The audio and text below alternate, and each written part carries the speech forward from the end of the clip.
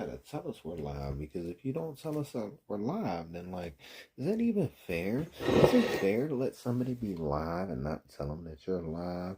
And you guys gotta let me know what you think about that down below. And if you're down below, you gotta get up and at it, because you can't be sitting there in a bad habit. If you got bad habits, I don't know what to tell you, bro, but sometimes you need to stop the bad habits while you can, because, like, what's the point of having bad habits? I need to know.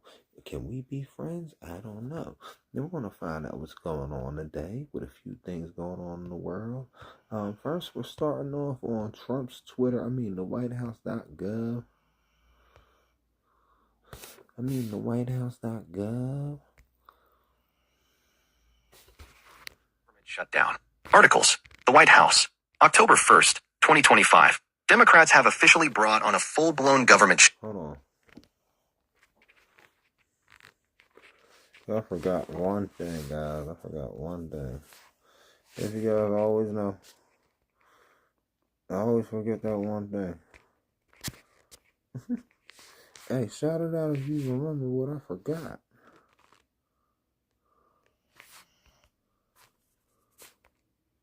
Shout it out if you can remember what I forgot, 'cause I can't remember what I forgot. But I know I forgot something I need to remember. And if I can't remember what it is,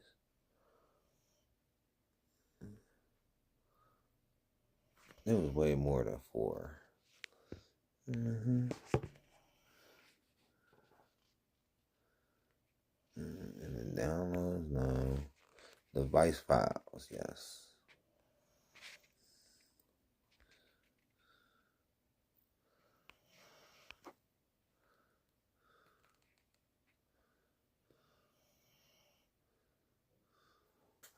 I accidentally delete something I wasn't supposed to delete.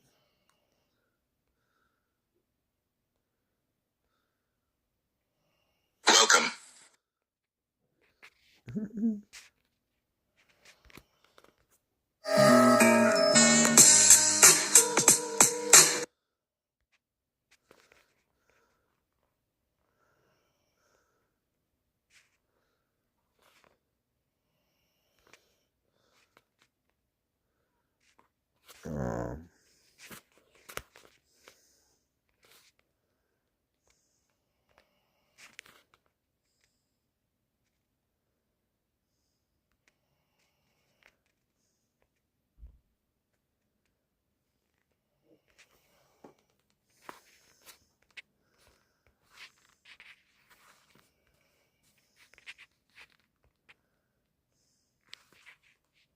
I feel like I deleted us all.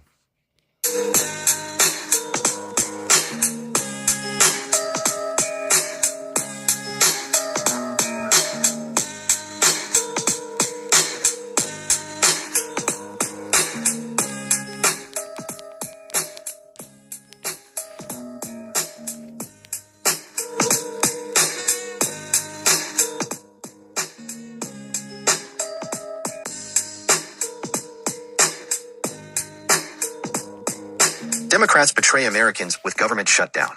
Articles. The White House. October 1st, 2025. Democrats have officially brought on a full-blown government shutdown, engineered by the radical left lunatics who control of their party. As the lives and livelihoods of millions of Americans hang in the balance, Chuck Schumer gives it 2 thumbs up. The fallout from the Democrat shutdown hits Americans where it hurts. Critical food assistance for low-income women, infants, and children will lapse. Americans will experience travel delays and disruptions to Social Security services. Funding for inpatient home care and telehealth services for Medicare patients will be suspended. The list is endless as the effects ripple across all sectors of the American economy, and it's all Democrats' fault. President Trump and Republicans have been clear. Republicans will not be held hostage by this unserious, shameful political gamesmanship by Democrats. This shutdown is 100% on Democrats, whose radical agenda is poisoning our politics and punishing our people. What the hell just happened?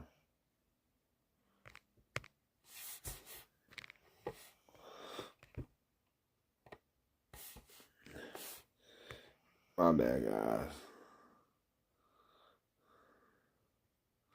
Oh, blunt Rob be on here twice.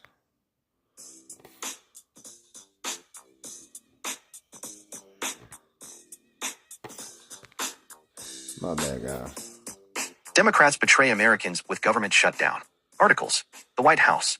October 1st, 2025. Democrats have officially brought on a full-blown government shutdown, engineered by the radical left lunatics who control of their party. As the lives and livelihoods of millions of Americans hang in the balance, Chuck Schumer gives it 2 thumbs up. The fallout from the Democrat shutdown hits Americans where it hurt. The fallout from the Democrat shutdown hits Americans where it hurts. Critical food assistance for low-income women, infants, and children will lapse. Americans will experience travel delays and disruptions to Social Security services. Funding for inpatient home care and telehealth services for Medicare patients will be suspended. The list is endless as the effects ripple across all sectors of the American economy, and it's all Democrats' fault. President Trump and Republicans have been clear. Republicans will not be held hostage by this unserious, shameful political gamesmanship by Democrats. This shutdown is 100% on Democrats, whose radical agenda is poisoning our politics and punishing our people.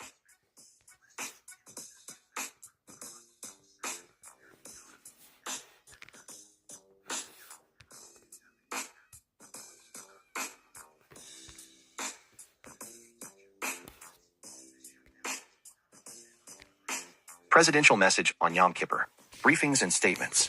The White House. October 1st, 2025. I send my best wishes to the Jewish community before the start of their solemn observance of Yom Kippur, the holiest day in the Hebrew calendar. Every year, the Jewish faithful spend this day of atonement in fasting, prayer, and spiritual reconciliation. The last of the 10 days of repentance, believers mark the end of Yom Kippur with the sounding of the shofar, symbolizing a rekindling of faith and a renewed relationship with Almighty God. As you observe this blessed day, my administration is working to strengthen our proud national tradition of religious liberty, end faith-based persecution, and further the sacred cause of peace both at home and abroad. We wish the Jewish faithful a meaningful Sabbath of Sabbaths. May you be inscribed in the book of life. May God bless you, and may He continue to bless the United States of America.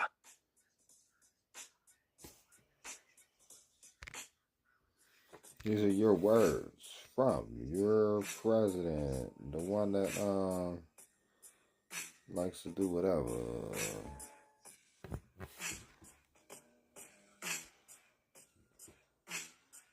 Fact. Democrats shut down government over free health care for illegals.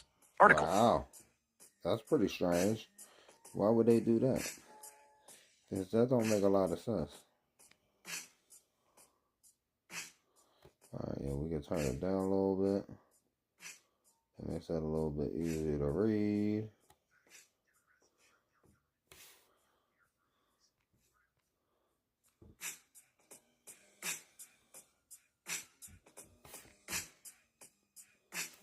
Here we go. Fact. Democrats shut down government over free health care for illegals. Articles. The White House. October 1st, 2025. Democrats and their fake news allies want you to believe it's all a lie that Democrats shut down the government over free health care for illegal aliens. Except that's exactly what happened. As Vice President J.D. Vance said, it's not something that we made up. It's not a talking point. It is in the text of the bill that they initially gave to us to reopen the government. As the White House makes clear in a new memo, Democrats' unserious proposal takes extraordinary efforts to accommodate illegal aliens while repealing reforms that strengthen health care for American citizens. Here's what you need to know. Fact. Democrats' proposal would result in nearly $200 billion spent on health care for illegal immigrants and other non-citizens over the next decade, enough to fund the entire children's health insurance program. Fact. Democrats' proposal would once again allow those improperly granted asylum and parole under Biden's open borders scheme to receive Medicaid. Fact. Democrats' proposal would require Medicaid to pay more for emergency care provided to illegal aliens than it does for American patients who are disabled, elderly, or children. Fact. Democrats' proposal would allow California to continue exploiting a loophole to fund Medicaid for illegal aliens. Fact. Democrats' proposal would reinstate a special Obamacare subsidy for non-citizens, for which low-income American citizens are not eligible. Fact. Democrats' proposal would repeal a generational $50 billion investment in rural health care. Fact. Democrats' proposal would take health savings accounts away from 10 million American citizens. Click here to read the... They had that at the bottom of that? Yeah. Click there to read the full memo. Okay, sure. I thought that would be the full memo, though.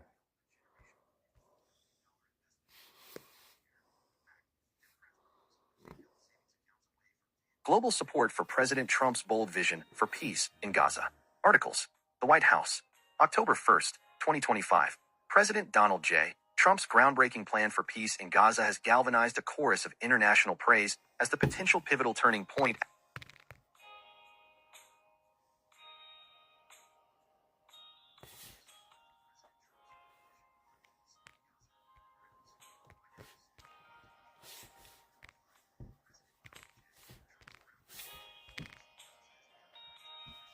Now, where the fuck was we at? Yeah, global song. Here we go, because I let that shit crash. Global support for President Trump's bold vision for peace in Gaza. Articles. The White House. October 1st, 2025. President Donald J. Trump's groundbreaking plan for peace in Gaza has galvanized a chorus of international praise as the potential pivotal turning point after years of devastating war. Hailed as a game changer by nations across continents, President Trump's comprehensive framework emphasizes an urgent end to hostilities, the full liberation of all hostages, sustained humanitarian relief, and Gaza's transformation into a beacon of prosperity. The visionary plan has been embraced by key leaders from the Arab world to the West. Joint statement by the foreign ministers of Qatar, Jordan, UAE, Indonesia, Pakistan, Turkey, Saudi Arabia, and Egypt. The foreign ministers of the state of Qatar, the Hashemite Kingdom of Jordan, the United Arab Emirates, the Republic of Indonesia, the Islamic Republic of Pakistan, the Republic of Turkey, the Kingdom of Saudi Arabia, and the Arab Republic of Egypt welcome President Donald J. Trump's leadership and his sincere efforts to end the war in Gaza and assert their confidence in his ability to find a path to peace. They emphasize the importance of the partnership with the United States in securing peace in the region. Along these lines, the ministers welcome the announcement by President Trump regarding his proposal to end the war, rebuild Gaza, prevent the displacement of the Palestinian people, and advance a comprehensive peace, as well as his announcement that he will not allow the annexation of the West Bank. The ministers affirmed their readiness to engage positively and constructively with the United States and the parties toward finalizing the agreement and ensuring its implementation in a manner that ensures peace, security, and stability for the peoples of the region. Australian Prime Minister Anthony Albanese. Australia welcomes President Trump's plan to bring peace to Gaza after 2 years of conflict and devastating loss of life. Azerbaijani Ministry of Foreign Affairs. We welcome the announcement of comprehensive plan to end the Gaza conflict proposed by the U.S. President Donald J. Trump. A sustainable and just peace requires sincere commitment, mutual trust, and respect for international law. The exchange of prisoners and hostages, and addressing humanitarian needs of the population are vital to pave the way for long-term stabilization and political settlement through building confidence and easing tensions. Only through dialogue and goodwill a long-lasting settlement, with the two-state solution at its core, can be achieved. Canadian Prime Minister Mark Carney. Canada welcomes President Trump's historic new Middle East peace plan, and we urge all parties to help it realize its full potential. As the critical next step, Hamas must immediately release all hostages. Canada stands ready to support the sustained, unimpeded, and large-scale delivery of humanitarian aid into and throughout Gaza. We will continue our close coordination with international partners to build a just and lasting peace that builds on today's progress, with a sovereign, democratic, and viable state of Palestine building its future in peace and security with the state of Israel. China. China welcomes and supports all efforts conducive to easing the tensions between Palestine and Israel, Foreign Ministry spokesperson Gu Jiaquan said on Tuesday. European Commission President Ursula von der Leyen welcomed President Donald Trump's commitment to end the war in Gaza. Encourage all parties to now seize this opportunity. The EU stands ready to contribute. European Council President Antonio Costa. I welcome President Donald Trump's plan to end the war in Gaza, and I am encouraged by Prime Minister Netanyahu's positive response. All parties must seize this moment to give peace a genuine chance. The situation in Gaza is intolerable. Hostilities must end, and all hostages must be released immediately. The Israeli and Palestinian people deserve to live side by side, in peace and security, free from violence and terrorism. A two-state solution remains the only viable path to a just and lasting peace in the Middle East. French President Emmanuel Macron. I welcome President Donald Trump's commitment to ending the war in Gaza and securing the release of all hostages. I expect Israel to engage resolutely on this basis. Hamas has no choice but to immediately release all hostages and follow this plan. These elements must pave the way for in-depth discussions with all relevant partners to build a lasting peace in the region, based on the two-state solution and on the principles endorsed by 142 UN member states, at the initiative of France and Saudi Arabia. France stands ready to contribute. It will remain vigilant regarding the commitments of each party. German Foreign Minister Johann Wadefuhl, the U.S. peace plan for Gaza offers a unique opportunity to end the terrible war in Gaza. It gives hope to hundreds of thousands of people suffering in Gaza under fierce fighting, appalling captivity as hostages, or unimaginable humanitarian conditions. Finally, there is hope for Israelis and Palestinians that this war could soon be over. This opportunity must not be missed. Hamas must seize it. I urgently call on all those who can influence Hamas to do so now. I am grateful to U.S. President Donald Trump and his administration for his intense efforts to end the war. The fact that President Trump is willing to head and chair the Board of Peace shows how serious he is. I would like to thank the Arab states in the region and other Muslim countries that are taking on responsibility and want to facilitate peace in Gaza by providing resources and concrete support.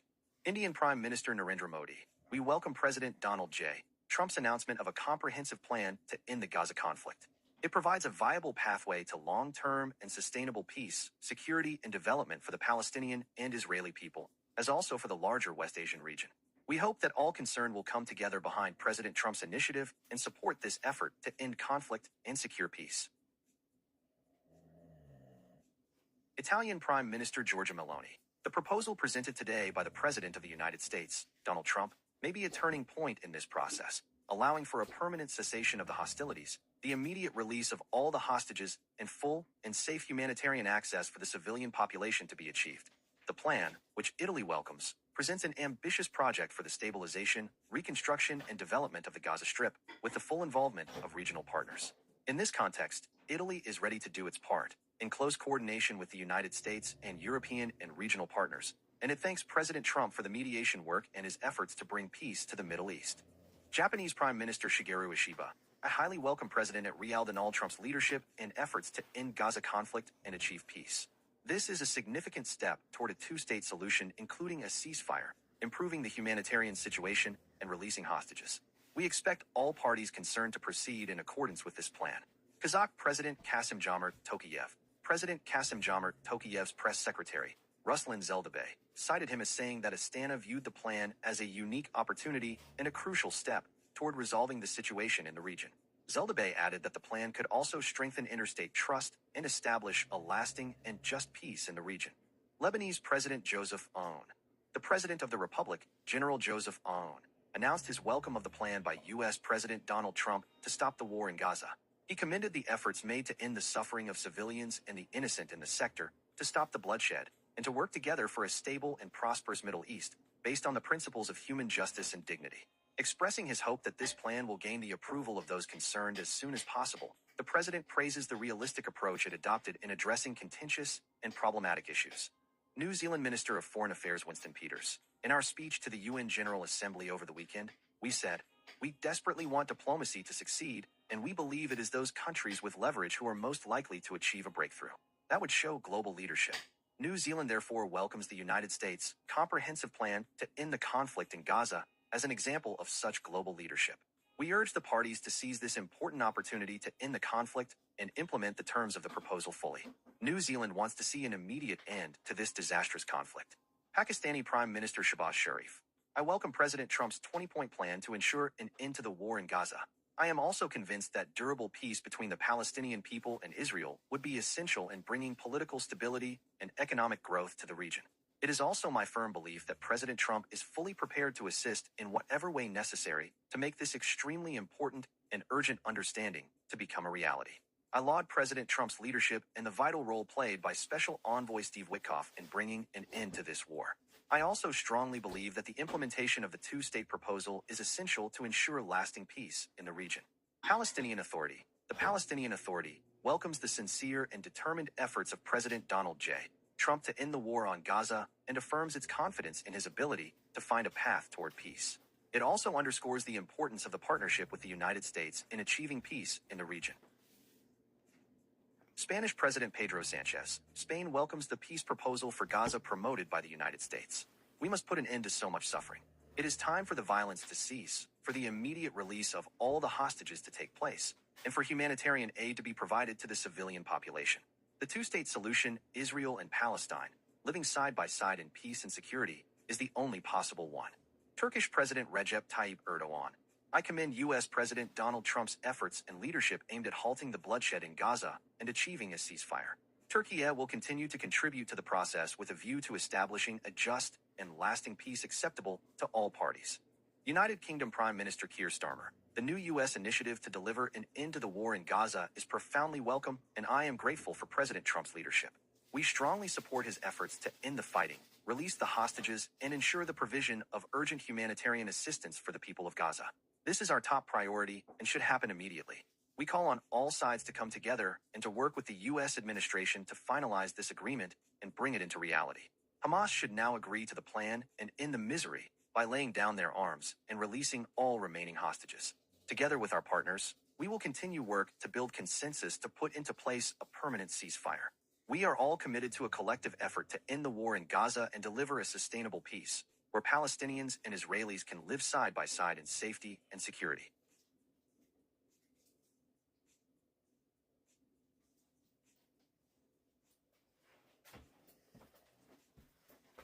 We got one more thing from the president. That's gonna believe, maybe two. We're gonna find out in a second. You know, he's like, the Democrats have shut down the government. Okay, yep, this one.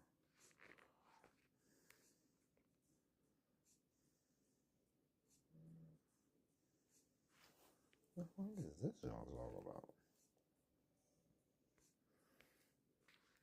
I don't want to download it. I'd open it. Wow, this is everything he said.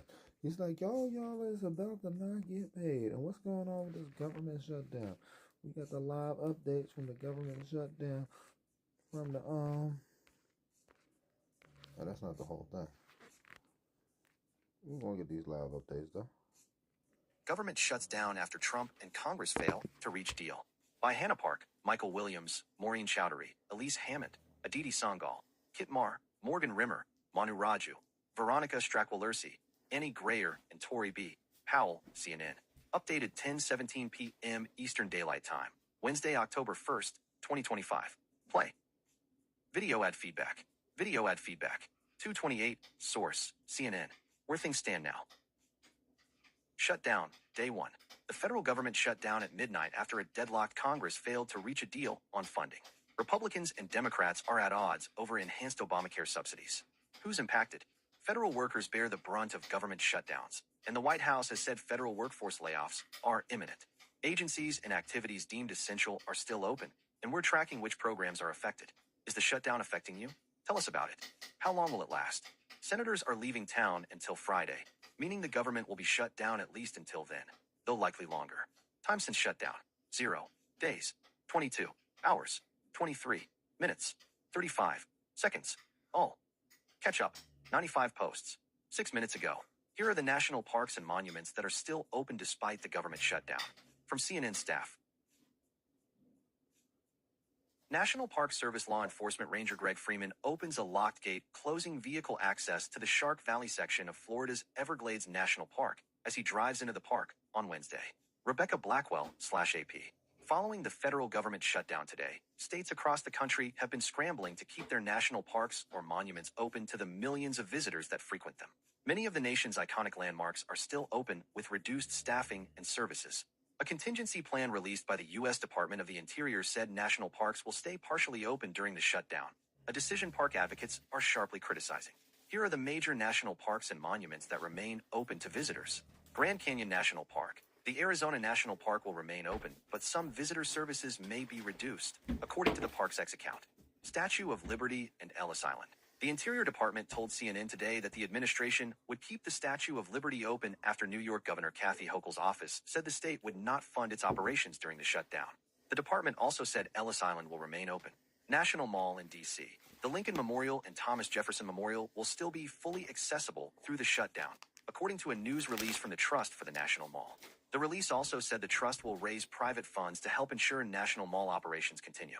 Utah National Parks. Utah's 5 national parks will have reduced services and staffing during the shutdown, according to the Utah Office of Tourism. Colorado National Parks. All 8 of Colorado's national parks that collect fees will remain open during the shutdown until fee revenue runs out, according to a news release from Governor Jared Polis' office. The governor said the state is offering support to keep Colorado's iconic national parks open. South Dakota National and State Parks. The state's tourism department said most of its national and state parks, including the Mount Rushmore National Memorial, will remain accessible and as open as possible to visitors. 1 hour, 8 minutes ago, FBI Agents Association warns government shutdown could imperil national security. From CNN's Josh Campbell. A seal reading Department of Justice Federal Bureau of Investigation is displayed on the J. Edgar Hoover FBI building in Washington, D.C. on August 9, 2022. Stephanie Reynolds/AFP, Getty Images/file. Amid an unprecedented range of national security and criminal threats, the organization representing thousands of current FBI agents warned its members on Wednesday that the current federal government shutdown could potentially endanger the safety of Americans.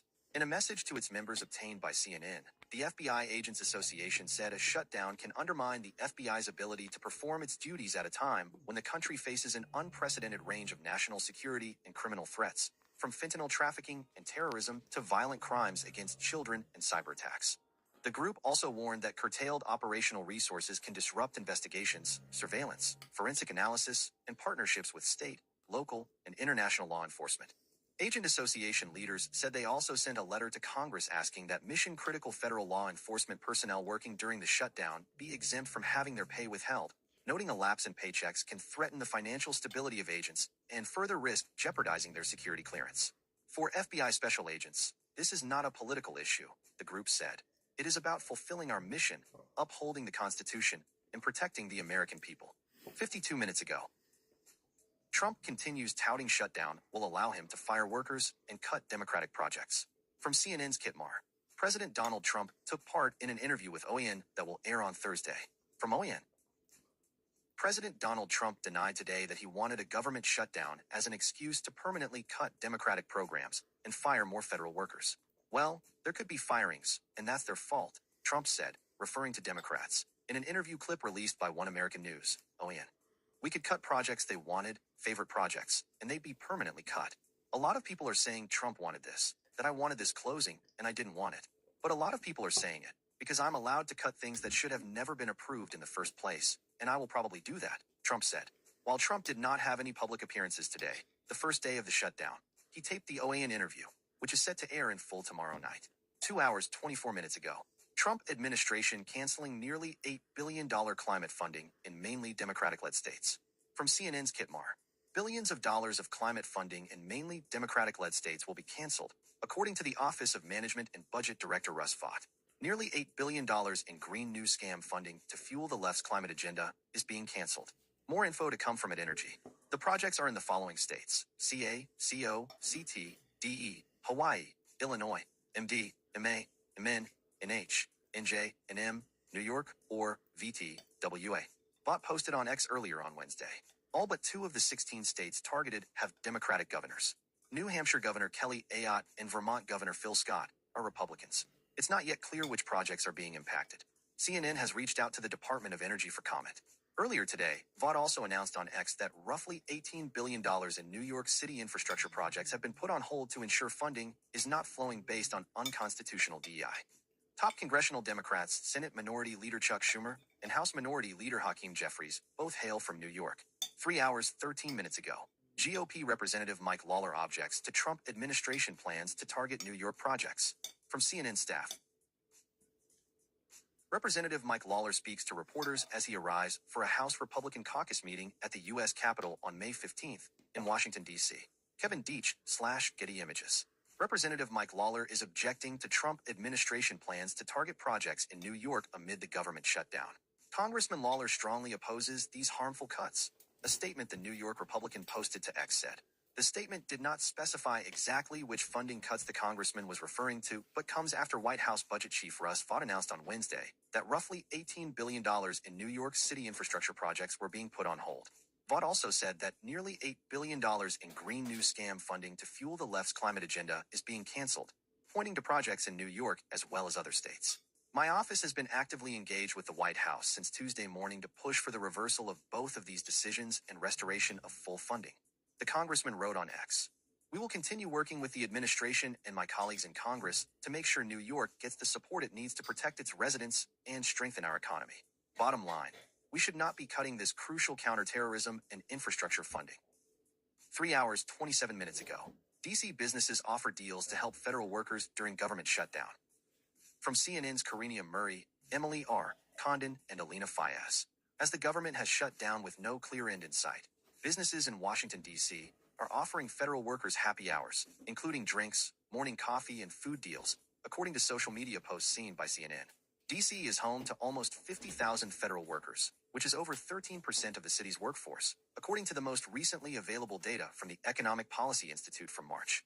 Most federal employees will not be paid until after the government shutdown ends. Local restaurants will soon feel the strain of the government shutdown too, according to a spokesperson for the Restaurant Association Metropolitan Washington, with unpaid workers going out less or spending less. Among the many deals offered, impacted federal workers can grab a free morning brew and pastry at the Washington-based coffee chain Compass Coffee. Barrel, a whiskey lounge in the Capitol Hill neighborhood, is offering federal workers an unhappy hour with drink deals. Colby's Dog Care Spa said in an email that all federal workers and contractors will not be billed for memberships through the end of the shutdown. The district's professional women's soccer team, Washington Spirit, is giving away free tickets to its Sunday game for the first 200 federal workers and then a limited number of discounted tickets. The Trump administration's federal takeover of law enforcement in D.C. has also disrupted the capital's economy. The Restaurant Association launched a campaign yesterday, ahead of the shutdown, in response to what it says is an already existing steep decline in sales and foot traffic from August. Our hearts go out to the federal workers, contractors, and families impacted by the shutdown, said Joseph Early, the association spokesperson. 3 hours 11 minutes ago, Trump administration delays 100% tariffs on pharmaceutical imports as it evaluates companies' proposals. From CNN's Kitmar, the Trump administration appears to have delayed putting a 100% tariff on some imported drugs, which the president threatened last week to impose on brand name or patented pharmaceutical products unless the drug maker is breaking ground on a manufacturing plant in the United States. The Commerce Department continues. It's time to go to the trends, because we ain't going to be sitting here looking at this all day long. We got this news from Twitter, though. I'm not sure if that's even relevant.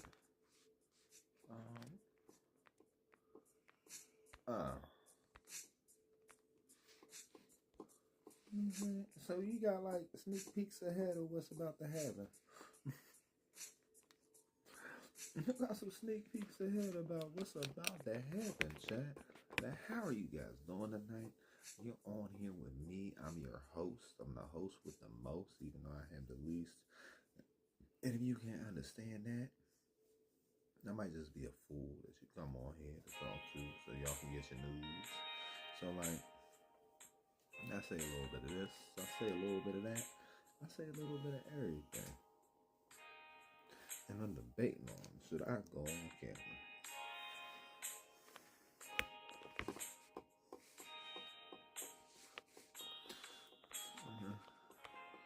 Let me see. Oh, you can't, like, organize this how you want it? That's cool.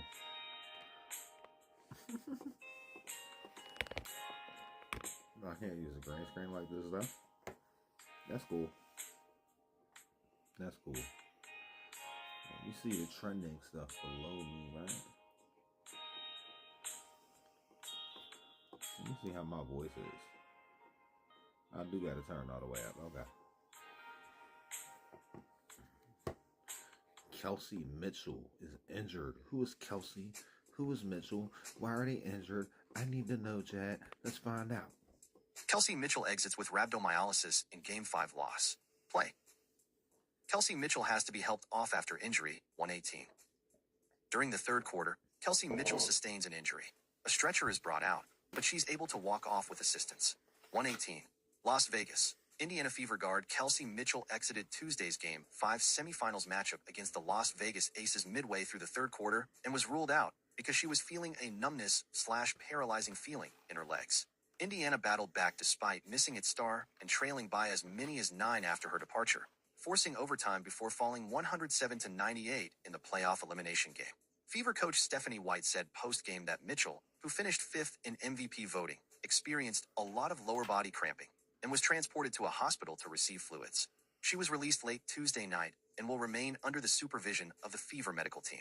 On Wednesday, Mitchell posted on social media that she had suffered numbness/paralyzing feeling with no movement from my lower extremities for up to 5 to 7 seconds, due to rhabdomyolysis, a condition when muscle cells break down and release a protein into the bloodstream. Mitchell, who thanked fans for their support, said she was walking again and expected a full recovery. My body locked up from a physical standpoint, and from there fatigue and cramping settled in, Mitchell wrote. Today, I am walking and moving at a slow pace, but I will be fine very soon. The 5'8" guard appeared to suffer leg cramps after a foul was called on teammate Aaliyah Boston. Mitchell grabbed her leg in apparent discomfort before reaching out to hold on to a referee.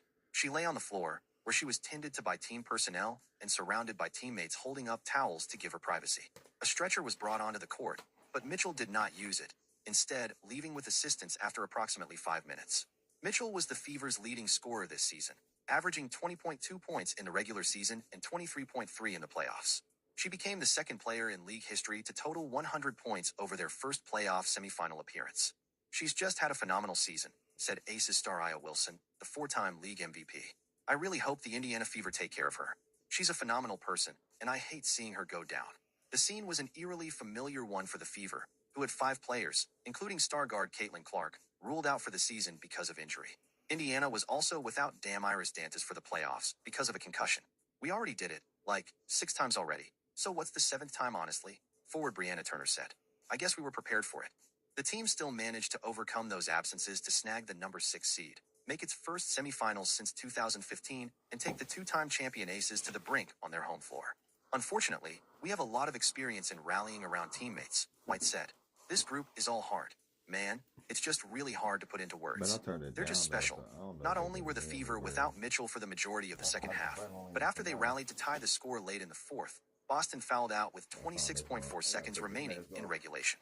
Las Vegas Jackie Young hit 2 free throws to put the Aces back ahead, but Indiana responded with an Odyssey Sims bucket and a defensive stop to force overtime. That's what Steph said in the huddle. We're built for this moment. When Kelsey went down, and then when we were challenging the call on Boston, guard Lexi Hull said. We've been here before, so it's just so unlucky, so crazy, that had to happen tonight. The Aces are a great team, and for us to be able to put out the performance we did tonight and send it to overtime, that's something to be proud of. Okay, on to the next story we have going on right here. USDA.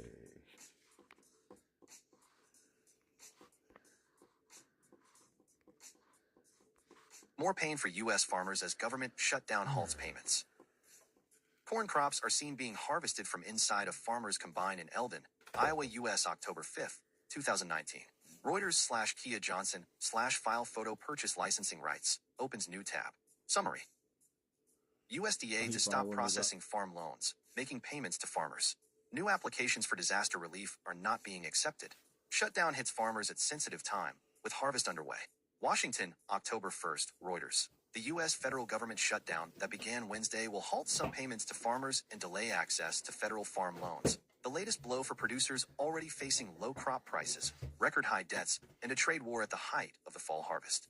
The shutdown began at midnight after Republican and Democratic lawmakers could not agree on a plan to fund federal government operations. It will last until one party gets enough votes for its funding plan. Read about innovative ideas and the people working on solutions to global crises with the Reuters Beacon newsletter. Sign up here. On Wednesday, the scope of the shutdown's potential impact to U.S. farmers was beginning to emerge. Even short interruptions in payments could deepen farmers' economic turmoil. It costs money to run those combines, said Chad Hart, agricultural economist with Iowa State University. During shutdowns, significant numbers of federal employees are furloughed and many operations temporarily stop. The U.S. Department of Agriculture furloughed about half of its 85,907-person staff, according to agency shutdown plans posted on its website. The plans show the USDA will continue some operations deemed mission-critical, like administration of nutrition programs and food inspections. But much of its other work will cease, such as processing of farm loans and making payments to farmers, including billions of dollars in disaster aid contained in President Donald Trump's tax cut and spending bill. Tim Wells, who raises sheep in Paragould, Arkansas, was planning to apply this month for disaster aid for losses from recent weather events, but new applications are not being accepted during the shutdown. He also worries about payment delays for a USDA conservation project that he installed as a contractor. The way the farm economy's been, nobody needs to wait because it takes so much just to operate, he said. The Trump administration and the USDA have blamed the shutdown on Democrats. Agriculture Secretary Brooke Rollins posted on social media, billions in disaster aid blocked from reaching farmers. Democrats have said Republicans are to blame because they control both chambers of Congress and the White House. Trade war, low prices. Farmers have significant economic concerns this autumn. Trump's trade war with China has prompted the world's top soybean buyer to shun U.S. shipments for rival Brazil. Record high corn harvests are expected to drive down prices, and the costs of farming necessities like seeds and fertilizer are surging. Now, the USDA has stopped issuing weather-related disaster payments, accepting and processing farm loans, providing technical assistance for conservation programs and swaths of other agency work, the agency's shutdown plan said.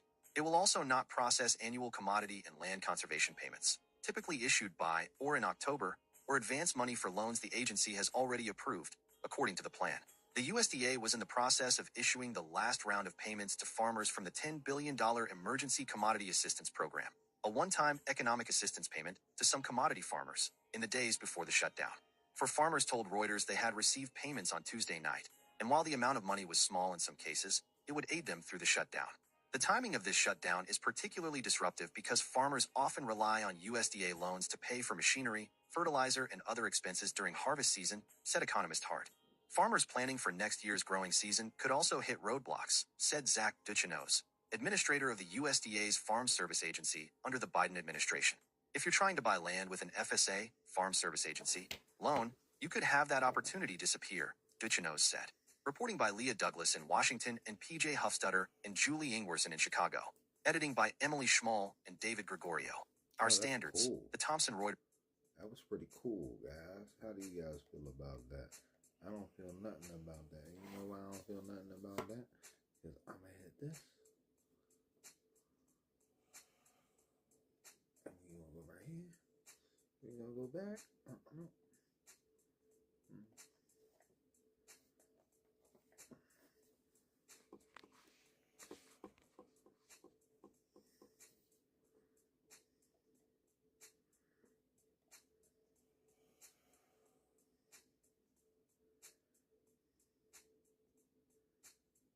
Canada issues warning for citizens with gender-neutral passports traveling to U.S. Global Affairs says X marker may not be recognized at the border. Canadians with the gender-neutral X marker on their passport are being advised that they could face additional scrutiny from U.S. Customs and Border Protection agents. Sean Kilpatrick / the Canadian Press. The Canadian government is warning citizens who list X as their gender on their passports could have problems entering the U.S. and other countries. In a change made in recent days, the Department of Global Affairs added an advisory to its United States travel advice page for two LGBTQ+ Canadian passport holders. While the Government of Canada issues passports with an X gender identifier, it cannot guarantee your entry or transit through other countries, it wrote. You might face entry restrictions in countries that do not recognize the X gender identifier. The notice advises that Canadians may still be asked to provide your sex/gender information as either male or female when traveling. The move comes months after U.S. President Donald Trump signed an executive order directing the U.S. government to only recognize two sexes, male and female. The order also directed that all documents issued by the U.S. federal government refer to sex rather than gender. Trump's executive order is before the courts, with the administration seeking to lift a U.S. District Court order that barred the State Department from enforcing Trump's policy to restrict the issuance of U.S. passports that recognize genders other than male and female. Watch Nexus travelers can't use X gender marker. Trans and non-binary Nexus card applicants lose X gender marker. August 7th.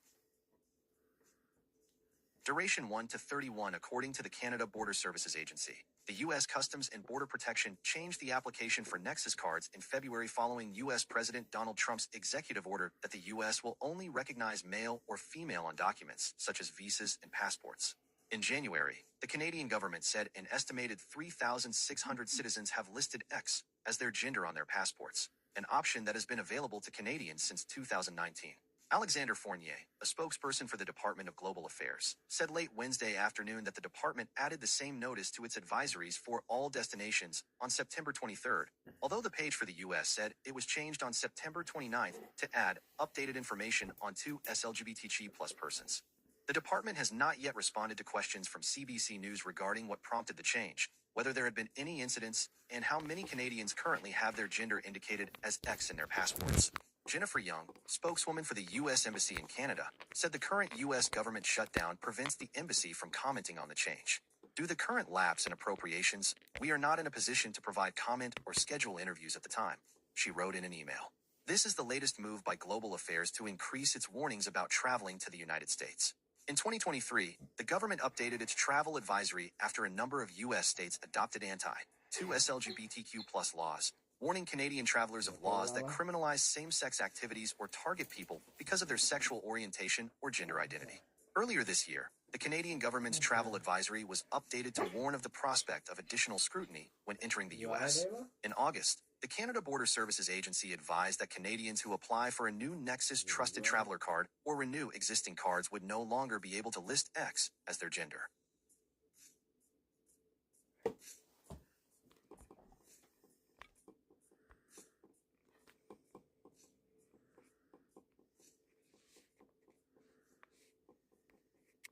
Michael Carter or Emery Demercado, who could start at running back for Cardinals. The Arizona Cardinals placed running back Trey Benson on injured reserve with a knee injury. Michael Carter, Emery Demercado, and Zonovan Knight are the remaining running backs on the active roster. Coaches have not named a definitive starter, suggesting all three backs could see playing time. The Arizona Cardinals have suffered their second significant injury at running back in as many weeks. One game after James Conner went down with a season-ending foot injury, Trey Benson was placed on injured reserve with a knee injury that required surgery to his meniscus. Unlike Conner, Benson is expected to return this season. He will, however, be out at least 4 games. The question, then, is who replaces Benson in the Cardinals' backfield. The 3 running backs on the active roster are Emery Demercado, Michael Carter, and Zonovan Knight. Demercado has been used the most out of that group over the past 2 seasons, primarily on passing downs. Carter was signed from the practice squad earlier in the week and has more of a 3-down skill set. Knight has been on the 53-man roster all season, but has only appeared on special teams.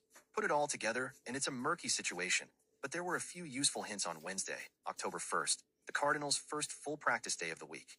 During the portion of practice open to reporters, Carter took snaps ahead of Demercado in individual drills.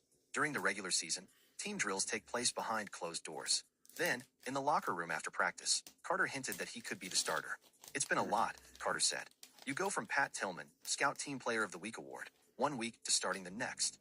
Even if Carter is nominally the starter, the Cardinals could see a more even split than they have through 4 weeks, with Carter working on early downs and Demercado expanding his role on passing downs.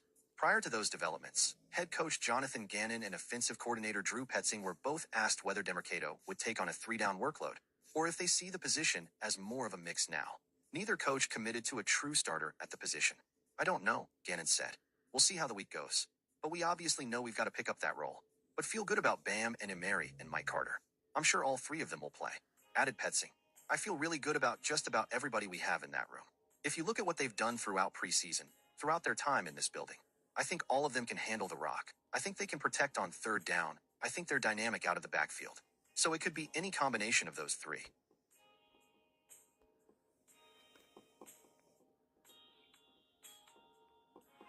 That's a jury.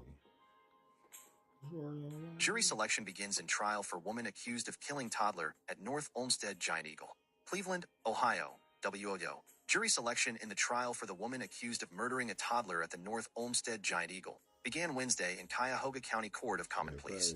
Bianca Ellis is accused of stabbing 3-year-old Julian Wood to death in the parking lot of the North Olmsted Giant Eagle on June 3, 2024. Julian was with his mother, Margot, when they were attacked. Margot was stabbed while trying to pull her child from the grocery cart, but survived her injuries. Jury selection should take several days, and opening statements are expected to be heard on October 7th. So I wonder if she was trying to stab the mom, or was she cool? What the fuck is going on right here? Earlier this week, Judge John Russo denied the defense attorney's motion to have the jury sequestered for the duration of the trial. Ignore the fact that her boobs are bigger than your girlfriend. Oh, you never had one, so it's definitely bigger than her. Come on, bro. Police arrested Ellis, of Cleveland, minutes after the attack, walking on Dover Center Road with the knife believed to be used in the attack. Bianca Ellis in court for a pre-trial on June 17, 2024, Bingle, Julia, source, WODO. Previous coverage, 3-year-old dies after stabbing outside North Olmsted Giant Eagle, random act of violence. According to North Olmsted Police Detective Sergeant Matthew Beck and Cuyahoga County Prosecutor Michael O'Malley, Ellis stole 2 knives from the Volunteers of America thrift store, next door to Giant Eagle. She then allegedly walked into Giant Eagle, spotted the victims walking out, and followed them, immediately stabbing Julian, who was sitting in the shopping cart. Memorial for Julian Wood at the North Olmsted Giant Eagle, Bingle. This story don't even sound right. Like, the story don't sound believable to me. You ever just hear like a story that just sounds like it just don't have logic to it? Julia, source, WOJO. Previous coverage. New details about woman charged in fatal stabbing outside North Olmsted Giant Eagle. Ellis was indicted on the charges of 1 count of aggravated murder, 2 counts of murder, 2 counts of attempted murder, 1 count of endangering children, 1 count of tampering with evidence. How's there 2 counts of murder? Lost. 1 count of misdemeanor theft. North Olmsted police said the attack appears to be random. Julian's funeral was held on June 8th, 2024. That shit's crazy. Ben Rice. Who's Ben Rice? What's going on, Ben? Are you Rice? Rice introduces himself to Wild Card Series with HR versus Hometown Club. Brian Hawk. At Brian Hawk.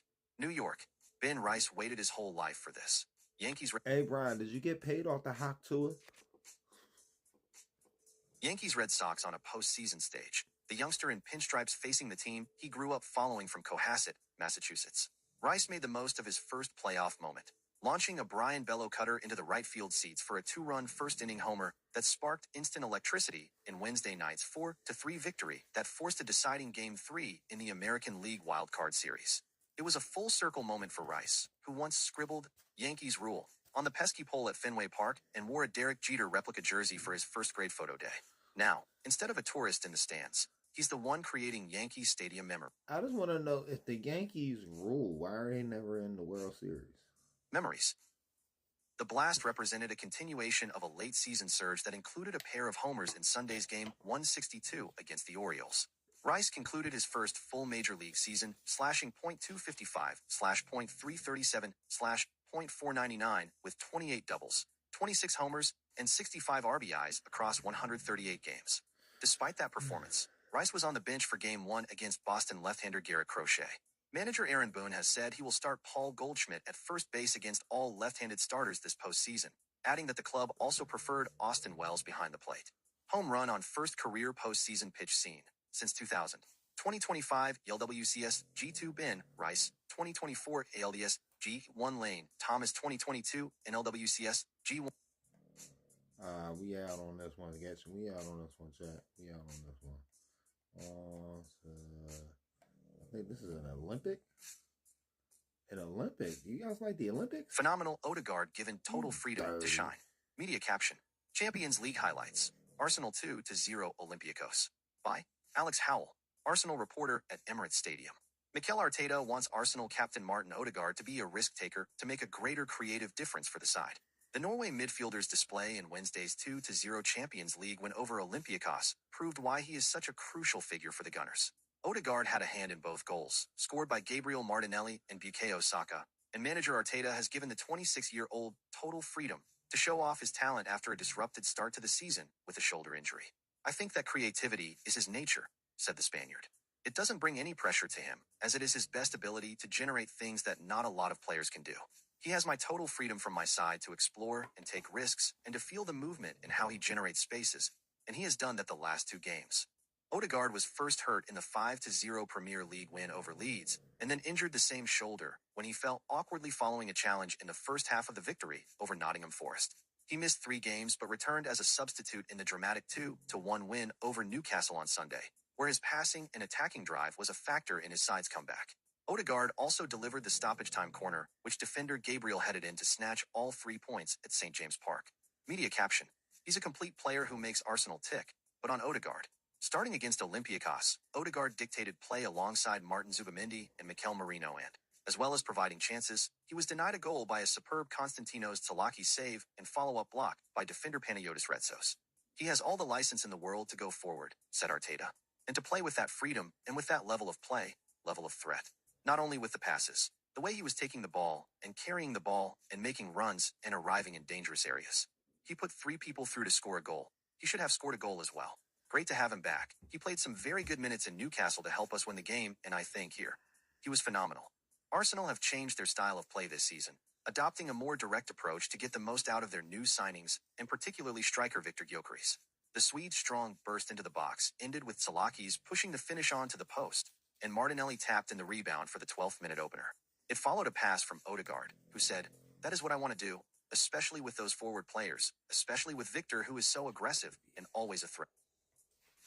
Goofy ass dude. I hate all this. Goofy ass trolls. Oh yeah. Colts Xavier Howard abruptly retires, citing family first. Play. Puka Nakua hauls in late TD catch to help Rams even the score, 0-16. Puka Nakua helps the Rams tie the score late in the fourth quarter with a touchdown catch. 0-16. Indianapolis. Veteran cornerback Xavier Howard signed with the Indianapolis Colts in August, hoping to revive his career after a year away from the NFL. After 4 games, the 4-time Pro Bowl selection has decided to abruptly reverse course. Howard, 32, informed the Colts on Wednesday of his decision to retire on the heels of a much-criticized performance against the Los Angeles Rams and star receiver Puka Nakua on Sunday. Howard was not at practice Wednesday, but the team's injury report indicated he was absent because of a personal matter. In a statement posted to social media, Howard wrote that, "My dream has now changed, and he is no longer willing to put football before his family. My purpose has been fulfilled in this sport, but my kids are more important to me than football," he wrote. "I've had a hell of a career, and even though it's ending in a unique way, I'm cool with that because for once I'm putting my family first, and I'm proud and excited about that decision." Coach Shane Steichen and defensive coordinator Lou Anarumo had fielded repeated questions since the game about their intentions moving forward with Howard, who had been starting as an outside cornerback for Indianapolis since week 1. Neither coach indicated any plan to make a lineup change. Asked Wednesday whether he might discuss a personnel change, Steichen left the door open for Howard to remain in the lineup. There was no indication the Colts were considering releasing Howard prior to his retirement decision. "As the head coach, obviously, I have final decision on all those things, and we have those conversations throughout the week," Steichen said. Looking back, too, with Xavier, those were 2 elite receivers, Nakua and Devontae Adams, that we were going up against last week. So, again, we'll go through the process this week and evaluate everything like we do every week. Howard's struggles Sunday were inexplicable. According to Next Gen Stats, he was the nearest defender on 7 receptions that produced 112 yards and a touchdown. The Colts elected to use number 1 cornerback Charvarius Ward mostly against Adams, but Adams also made a play during one of his rare snaps lined up against Howard. Nakua finished with 13 catches for 170 yards, both season highs. Asked after the Rams game whether he felt quarterback Matthew Stafford was targeting him, Howard said, "I don't. It's football at the end of the day." Asked to evaluate his performance, he said, "Not to my ability." The struggles in Los Angeles followed a tough outing in Week 2 against the Denver Broncos, when Howard was flagged twice for pass interference and once for defensive holding. In spite of his ending, Howard walks away from the NFL with an impressive track record. He twice led the NFL in interceptions during his time with the Miami Dolphins, who drafted him in the 2nd round in 2016. In 2020, when he had a career year with league highs in interceptions, 10, and passes defensed, 20, he was a first-team All-Pro and a finalist for Defensive Player of the Year. Howard has 29 career interceptions, 3rd among active players behind Harrison Smith and Kevin Byard 3. He started 103 career games. Okay, bro. I got this door right next to me. Oh, yeah, you passed that.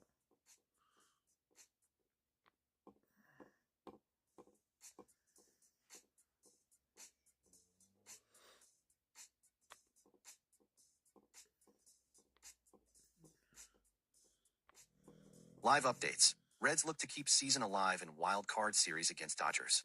Live updates. Reds look to keep season alive in wild card series against Dodgers. Stadium. Charlie, take it away. Mike. Megan. Hey, welcome back to Los Angeles. Tonight is about one player in this Reds dugout right now, and that is Zach Little, the starting pitcher acquired at the trade deadline from the Rays. He went 2-0 over 10 starts over the second half. He's a dad of 2. He's from Haw River, North Carolina. That's a town of 2,300 people. And he now steps into this playoff spotlight. He's been a great teammate behind the scenes. He's Brant Suter's card partner on the team flights. And of course that means Nick Lowe is going to the bullpen at times. The Reds' best starting pitcher this year will work on 2 days rest if needed. Out of the pen. A moment ago, the lefty joined U.S. pregame. It's definitely different. You know, you got to just prepare a little bit different. You're not on your time warming up, that's for sure. So yeah, I'm like I said the other day, I'm happy I did it on Sunday. So I kind of got something to go off of for there. Does that reflect the bigger story with this team? It seems like top to bottom, anyone's willing to do anything in order to make sure this logo ends up victorious. Yeah, I mean, that's the goal. It's just right now, today, it's going to be survive and advance. So anyway, we got to get it done. Nobody in there cares what they got to do. You know, as long as at the end of the night tonight we win a ball game. You know, to live on to tomorrow. I think anybody, you know, like I said.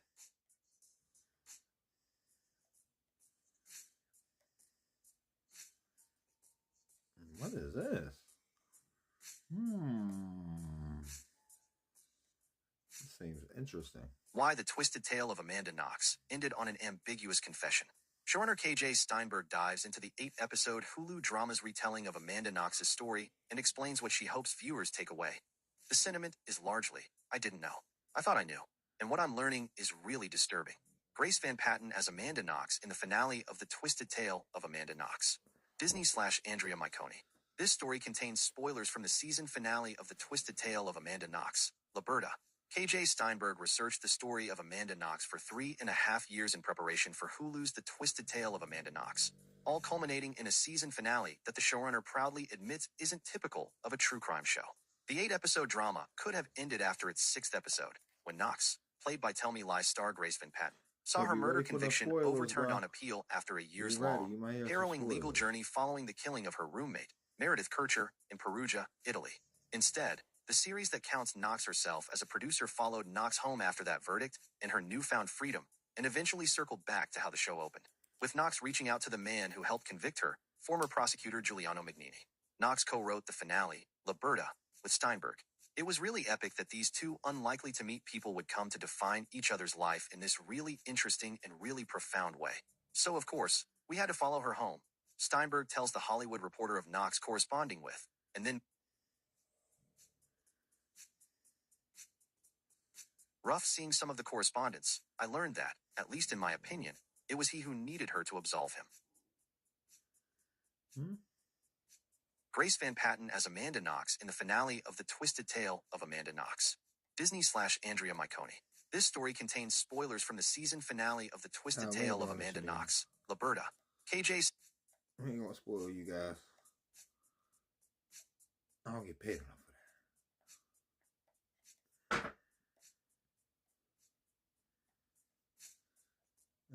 that. Hockey ball. We don't do the hockey balls, right? Josh Allen. What's this happening? No. Google Trends.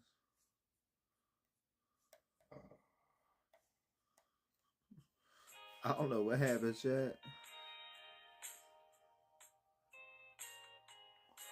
We lost the whole thing. Is that Jory, Mexico, Brad? Who's Josh? What's up, Josh? Joshua Allen. I don't know what the fuck he's talking about, bro. I don't read any of that. Joshua Allen of So You Think You Can Dance fame struck and killed by a train in Texas. A representative for So You Think You Can Dance, alum Joshua Allen confirmed his death in a statement that said, what stood out most about Joshua was his heart. Ime Akpanudison/Getty Images for Hollywood Christmas Parade. Joshua Allen, the dancer who took home the crown on the 4th season of So You Think You Can Dance, has died after he was struck by a train in Fort Worth. The Tarrant County Medical Examiner's database confirmed that Allen died early Tuesday morning at a local hospital. His manner of death and cause of death are pending, the database says. Allen was 36. Police responded Tuesday around 1 a.m. to railroad tracks near the intersection of Millbrook Lane and Nuffield Lane, the Fort Worth Star-Telegram reported. Officers found Allen, who had been struck by a train, and took him to a nearby hospital where he died, police told the outlet. Police did not immediately respond to the Times' request for comment Wednesday. Christina Price, who represented Allen, also confirmed his death, saying in a statement that what stood out most about Joshua was his heart. Television. Stephen Twitch Boss, DJ for The Ellen DeGeneres Show, dies at 40. Stephen Twitch Boss, the former reality star who DJ'd on the long-running Ellen DeGeneres Show, died Tuesday, December 14th, 2022. He had a natural gift for movement. No formal training. Yet he could watch something once and his body just knew how to do it, Price added. Beyond his talent, he gave back, teaching kids in Texas through dance workshops. Allen's family member confirmed the entertainer's death to TMZ. I'm just confused how this is relevant right now news when it was so many years ago. TMZ, which first broke the news. The family member did not disclose his cause of death and asked fans for privacy and prayers. Okay. The Texas-based dancer auditioned for So You Think You Can Dance in 2008, impressing judges with his fluid movements, controlled popping and locking, and springy leaps. Throughout the season, he proved his ability to take on a variety of dance styles ranging from contemporary to Bollywood. He remained a strong competitor, eventually besting fellow contestants for the grand prize. Allen notably bested Stephen "Twitch" Boss, who died by suicide in December 2022. Boss was 40. Allen mourned Boss on Instagram, writing, "And no words will ever be enough to explain the love I have for you, Stephen." At the time, he recalled connecting with Boss prior to their auditions and wrote, "This isn't goodbye more, so I'll see you later." Hollywood Incorporated. Veteran talent agent and TV executive Bob Broder dies at 85. A co-founder of the Broder Corland Agency, Bob Broder was known for representing guys. We did way too much. Oh. James Burrows, September 24th, 2025. Joshua Allen of So You Think You Can Dance fame struck and killed by the season. He proved his ability to take on a variety of dance styles ranging from contemporary to Bollywood. He remained a strong competitor, eventually besting fellow contestants for the grand prize. Allen notably bested Stephen "Twitch" Boss, who died by suicide in December 2022. Boss was 40. Allen mourned Boss on Instagram, writing, "And no words will ever be enough to explain the love I have for you, Stephen." At the time, he recalled connecting with Boss prior to their auditions and wrote, "This isn't goodbye more, so I'll see you later."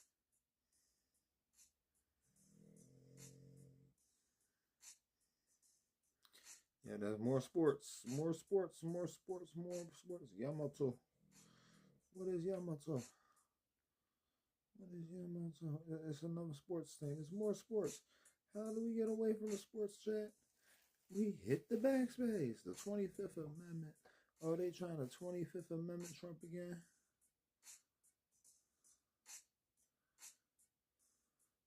I feel like this has nothing to do with the 25th Amendment. We about to find out. Massive immigration raid on Chicago apartment building leaves residents reeling. I feel defeated. The Department of Homeland Security said federal agents with Border Patrol, the FBI, and the Bureau of Alcohol, Tobacco, Firearms, and Explosives arrested 37 people in the raid. Dan Jones was jolted awake around 1 a.m. Tuesday to the sound of federal agents trying to break through his apartment door. They couldn't get past his double lock, so he went back to bed. But when he woke up hours later for work, he walked out and found broken doors littering the hallway, and his neighbors missing. Jones, 27, is among the residents left at 7500 South Shore Drive who are trying to piece together what remains after an early morning, high-powered federal immigration raid led to the arrests of dozens of their neighbors at their South Shore apartment building.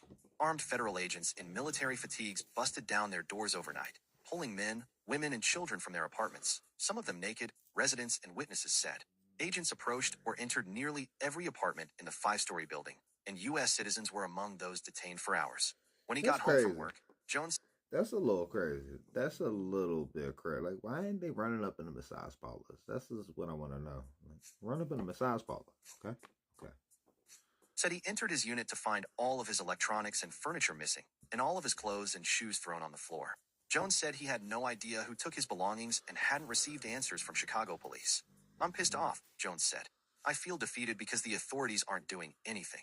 On Wednesday, toys, shoes, and food were still in piles in the building's hallways. Property managers were seen throwing mattresses and broken doors into dumpsters. Personal items and trash in the hallway at the apartment building where ICE raided and detained migrants during a night operation at 7500 South Shore Drive in South Shore on Wednesday. Anthony Vasquez, Sun Times. The Department of Homeland Security said federal agents with Border Patrol, the FBI, and the Bureau of Alcohol, Tobacco, Firearms, and Explosives arrested 37 people in the raid.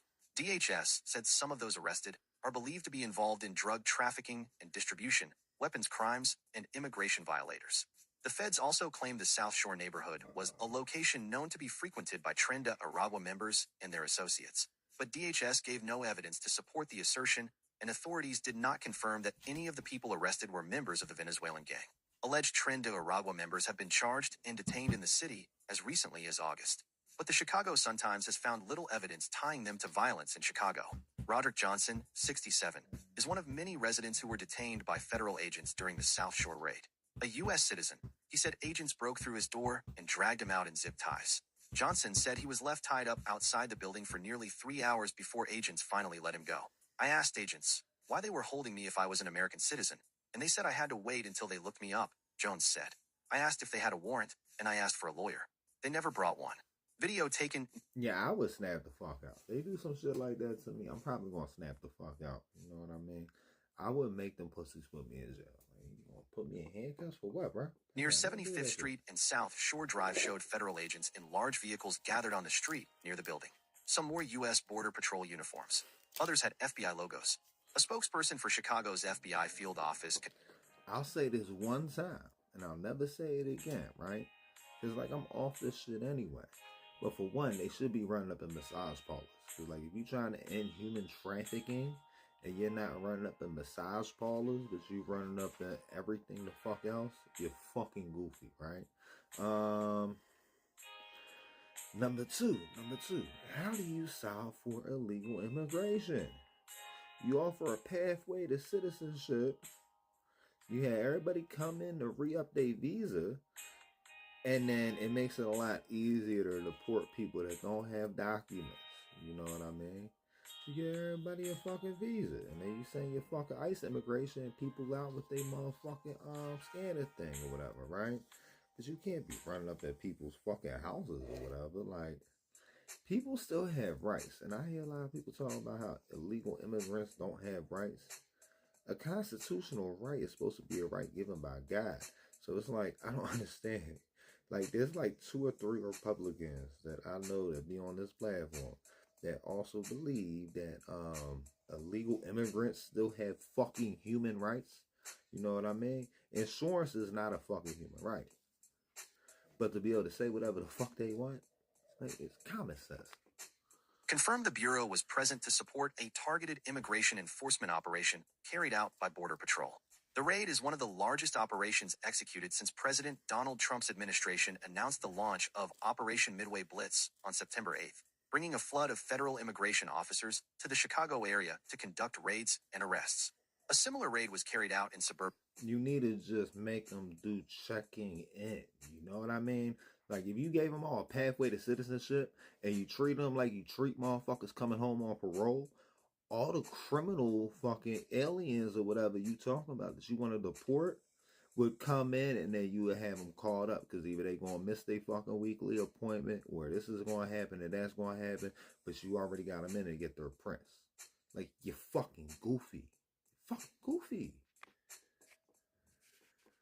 Suburban Elgin, when agents led by U.S. Secretary of Homeland Security Kristi Noem rode in a military vehicle and blew down the front door of a home where they detained 6 people, including 2 U.S. citizens. In the South Shore raid, neighbors said federal agents used flashbang grenades to burst through the building, and several drones and helicopters were deployed. Ebony Sweets Watson, who lives across the street, said it looked like hundreds of agents were outside her front door. Watson said she saw agents dragging residents, including kids, out of the building without any clothes on and into U-Haul vans. Kids were separated from their mothers, she said. It was heartbreaking to watch, said Watson. Even if you're not a mother, seeing kids coming out buck naked. Like, it's 50-50, right? Because, and they're saying, seeing kids coming out naked, right? Why are the kids naked in the first place? How many naked kids was there in this building? And are you sure the people that you see with them are their mothers? Is one of my biggest concerns. That's why I said, like, I don't know why they ain't running up in massage parlors and then make them tell on the people that's bringing them to people. You know what I mean? Like, this the fucking easiest thing you could think of. Naked and taken from their mothers. It was horrible. Watson said she went into the building to help one of the residents and was shocked by what she saw. Stuff was everywhere, said Watson. You could see people's birth certificates and papers thrown all over. Water was leaking into the hallway. It was wicked crazy. The apartment building where ICE raided and detained migrants during a night operation at 7500 S, South Shore Drive in South Shore on Wednesday. Anthony Vasquez, /Sun-Times. Joe. And what about the people that's not criminals that, like, just chose to never get an ID? There are some people like that, you know what I mean? Like, what do you call them? Nepo babies? And then what about the actual kids?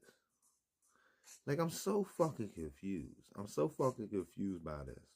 Like, wouldn't it be easier to just give everybody, not even gonna say citizenship, let everybody over here have a work visa? And if they don't have a job, they're not having a work visa either. And when they had their work visa, they got to pay into it or whatever. And then tell them, like, maybe after 5 years of you coming in and checking in, like, first year, have them check. Treat them like you treat people that come home on parole. Like, it's not fucking hard to do. Jones, who lives on the 4th floor, said most of his neighbors were Venezuelan and often took turns cleaning the hallway because the property owners did little to maintain it. They were cool people, Jones said as he looked into his next-door neighbor's unit. They didn't speak a lick of English, but we used translator apps to talk to each other. Jones wondered what would happen to his neighbor's young children. Jones and Johnson said they believed the landlord would kick out the remaining residents from the building, which public records show had previously received code violations. Owners of the property could not be reached for comment. Brandon Lee, a spokesman for the Illinois Coalition for Immigrant and Refugee Rights, said the group was working to identify those taken in the raid. It was a violent show of force in the middle of the night, Lee said. Taking families out of an apartment building in a residential neighborhood like that is harmful, is traumatic, and that is not something that people can easily recover from, whether they themselves were taken or whether they witnessed it. Well, I've seen raids that are like a lot worse than that. But that still had nothing to do with the original story. We were talking about the 25th Amendment. What did that have to do about the fucking 25th Amendment? What is that?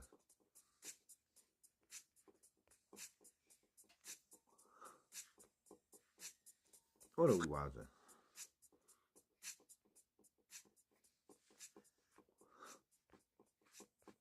This seems not like it has nothing to do with what the fuck we just seen either.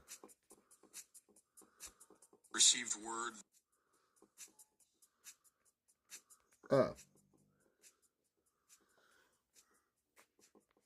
The Illinois National Guard received word that the Department of Homeland Security has sent a memo to the Department of War seeking the deployment of 100 military troops to Illinois, claiming a need for the protection of ICE personnel and facilities. Wow. What I have been warning of is now being realized. But what does that have to do with?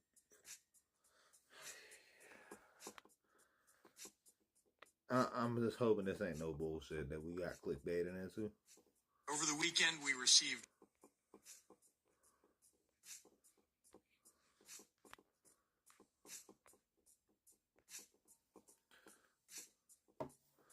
Yeah, seems like more clickbait.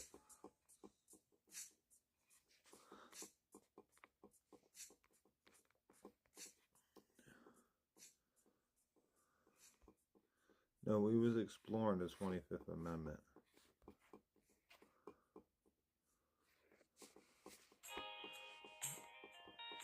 I'm so confused.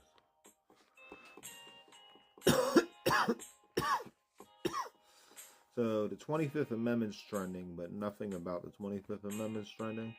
It makes no fucking sense. We already did. Nicki Minaj's son. What's going on with Nicki Minaj's son? Is Nicki Minaj's son? I heard something going on. Nicki Minaj and Cardi B are exchanging incendiary tweets, and it's escalating quickly. Cardi B, Nicki Minaj, Kevin Mazur / Getty Images / The Recording Academy, Mike Coppola / MG25 / Getty Images / The Met Museum / Vogue. Fresh off the success of her latest album, Am I the Drama? Wow. Cardi B is in the middle of a heated social media drama with Nicki Minaj. The two have long been at odds, going back to the early days of Cardi B's career. Though what appears to have set off this current flare-up were early reports that Cardi's latest album, which debuted at the top of the charts this week, was the best-performing album from a female rap act in history. In a string of since-deleted tweets on Monday, Nicki took issue with the claims, alleging that Cardi's album sales were inflated by bundles and discounts. From there, chaos quickly ensued. Cardi fired back at Minaj. And they still going back and forth. On Twitter. Maybe we should go on that next. Minaj, noting that an artist of her pedigree should be comparing themselves to the Taylor Swifts of the world as opposed to her. You've been in the game like 16 years. You need to compare yourself to your peers that started around your time. She wrote on social platform X, formerly... I think Taylor Swift started way before Nicki, but hey, that's besides the point. Formerly Twitter. Rihanna, Taylor Swift, Drake. Those are the numbers you need to be competing with, and you can't cause you doing lower than all of them. I was in high school. When you came out, WTF is you comparing yourself to me for? In response, Yo, that's funny though. That's funny. That's fucked up, but that's funny. Nicki took to X for the first of many since deleted tirades attacking Cardi's promotional methods, claiming her $4.99 album promotion was cheapening her music. She also shared AI-generated images likening Cardi to the children's TV show character Barney. Even more troubling, the attacks escalated into more personal realms, with Nicki making disparaging comments about Cardi B's pregnancy and mentioning her children explicitly. Popular on Rolling. So we all know your baby dad a cuck, so like who the baby dad this time? Rolling Stone. Dear Annika Tanya Marriage, this is my last time responding to you because this past Twitter now. I gotta see you, but first I may tell you truth. You said out your own mouth that the little girl and you haven't forgave your mother yet, and that's because your mom used to stay silent when. Cardi B, at I Am Cardib, October 1st, 2025. Cardi responded in kind, speculating whether or not Nicki was abusing substances, and insinuating that Minaj's substance use has impacted her children's health. Cardi also accused Nicki's brother of having a sexual assault case. She also insinuated that I said accused, ain't? Never mind. Minaj was infertile as a result of drug use. The exchange only... Ooh, that's crazy. That's crazy. I also heard she's infertile. Never mind. Only escalated from there, with Nicki going on to continue to mention Cardi's children and also accusing various figures in the music industry, notably her favorite target Roc Nation, of backdoor dealings to undermine her career. Cardi at one point outright challenged Nicki to share her location, appearing to escalate the war of words into something more serious. Send me your location and I will be waiting with a choppy apple for the apple. Serious. Nicki threatened to sue over Cardi's comments about infertility. What? Things continued to escalate late into this crazy. Afternoon, with Nicki at one point imploring her audience to... How do you sue about a fucking argument, though? That's the funniest part, right? Y'all going back and forth for years. They're like, I'm gonna sue you. You said I can't have babies because I'm a fucking cokehead. I'm gonna fucking sue you. I'm a cokehead. Listen to me. Things continued to escalate late into this afternoon, with Nicki at one point imploring her audience to not stream Am I the Drama? And Cardi writing a lengthy post mentioning Nicki Minaj's past experiences with sexual assault. I'm not throwing away my career and my endorsements going back and forth with wit words with a possessed drug addict, Cardi wrote. He'll see you when I see you. Both parties appear to still be exchanging tweets as of this writing. Yeah, that's what I said. I think they still on Twitter right now. I don't know if we can actually go after Twitter. You know what I mean? Like, that can be tricky. That can be tricky. The LA Galaxy, that's not PSG. The fuck is PSG, guys? You guys know I'm on. Oh, this. I don't fucking know. Do you guys like soccer now? Seems like soccer's trending. You guys like soccer? I love soccer. How about that? We gotta make it all English. Translate to. Hold on. I gotta actually touch the phone. English. Translate. PSG conquer Barcelona with a goal from Goncalo Ramos. Okay. Play. Injuries overshadow one of the best games in the world, 0-51. Luis Boo with the names absent for the Champions League duel between Barcelona and PSG, 0-51. With goals from Seni Mayulu, 38-foot, and Goncalo Ramos, 90. PSG completed the comeback over Barcelona, who scored through Ferran Torres, 19. Barcelona suffered their first defeat of the season in the Champions League when they lost 1-2 to Paris Saint-Germain at Montjuic. The Catalans started dominating and took the lead with a goal from Ferran Torres, but ended up giving in to the pace of the reigning European champions, who came back in the 90th minute thanks to Goncalo Ramos. The match started with a show by Lamine Yamal, who in the first play delighted with a roulette wheel and several feints, making it clear that it was going to be a special night. The Catalan winger himself was the protagonist in the 1-0.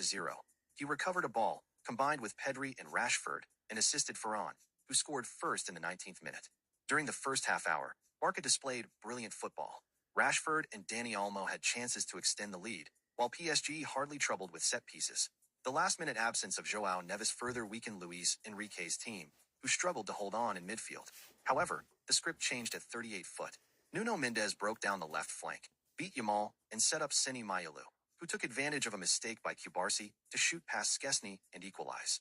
That goal revived PSG, who before the break had already had the second in Barcola's boots. In the second half, the Parisian team imposed a much higher pace.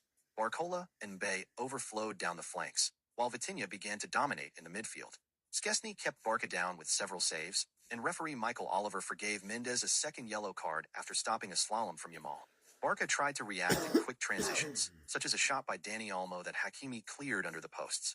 But the physicality began to take its toll. Flick moved the bench with the entrances of Lewandowski, Bald, and Casado, while Luis Enrique opted for Ramos and Lucas Hernandez. The final stretch was one of Blaugrana resistance.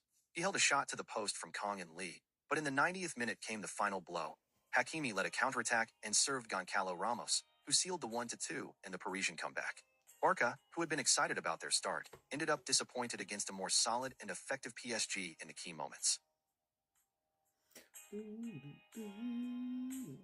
Why did the government shut down? I want to know, why did the government shut down? The government shuts down. South Florida federal workers brace for the impact. What mass firings will begin in one day? What the fuck is going on right here? Let's see what Politico has to say. What's going on, Politico? This is from 10 hours ago. Vought. Mass firings will begin in a day or two. The Trump administration has threatened to inflict maximum pain on Democrats during the shutdown. Meredith Lee Hill. October 1st, 2025, 1:49 p.m. ET updated. October 1st, 2025, 6:51 p.m. Eastern Time. OMB Chief Russ Vought told House Republicans on a private call Wednesday that the administration will start mass reduction in force moves, or firings, of federal workers in a day or two, according to 4 people granted anonymity to describe the call. Vought and President Donald Trump have both threatened to inflict maximum pain on Democrats during the shutdown as Senate Republicans hope to peel off additional Democrats in the coming days to vote for the GOP-led stopgap to end the standoff. A bipartisan group of senators also discussed several early off-ramp ideas on the floor earlier Wednesday. Hill GOP leaders have been wary of embracing Trump's promises to slash federal workers and benefits during the shutdown, especially given the blowback some Republicans in competitive districts will face. Some Republicans in safe red districts raised concerns Wednesday. Representative Blake Moore of Utah. And what's crazy is this is another 3-month budget. They can't even pass a fucking budget for a year. Like, what the fuck is going on? Goofy. You don't know how much money y'all need? Utah, a member of Johnson's leadership team who also represents an Air Force base in his district, raised concerns on the call about firing federal workers, especially given the recent need for the administration to rehire some fired under Doge. Representative Brian Babin of Texas, who chairs the House Committee on Science, Space and Technology, echoed similar concerns and noted the potential impact to the scientific community and national research labs. Vought also warned that money is about to run out for both the nutrition program for low-income moms and babies, known as WIC, and for pay for active duty members of the military. Troops are set to miss paychecks starting October 15th if the government remains closed. Lawmakers in both chambers are preparing legislation to pay troops amid the shutdown, but GOP leaders will wait before making a call to put such a bill to a vote, given it lessens their leverage on Democrats, according to 3 other people with direct knowledge granted anonymity. Leaders are so far sticking to the argument that Democrats need to approve the clean, 7-week stopgap if they want to pay troops. Vought also said billions in infrastructure money for New York, the home state of both Democrats. So let me get this straight.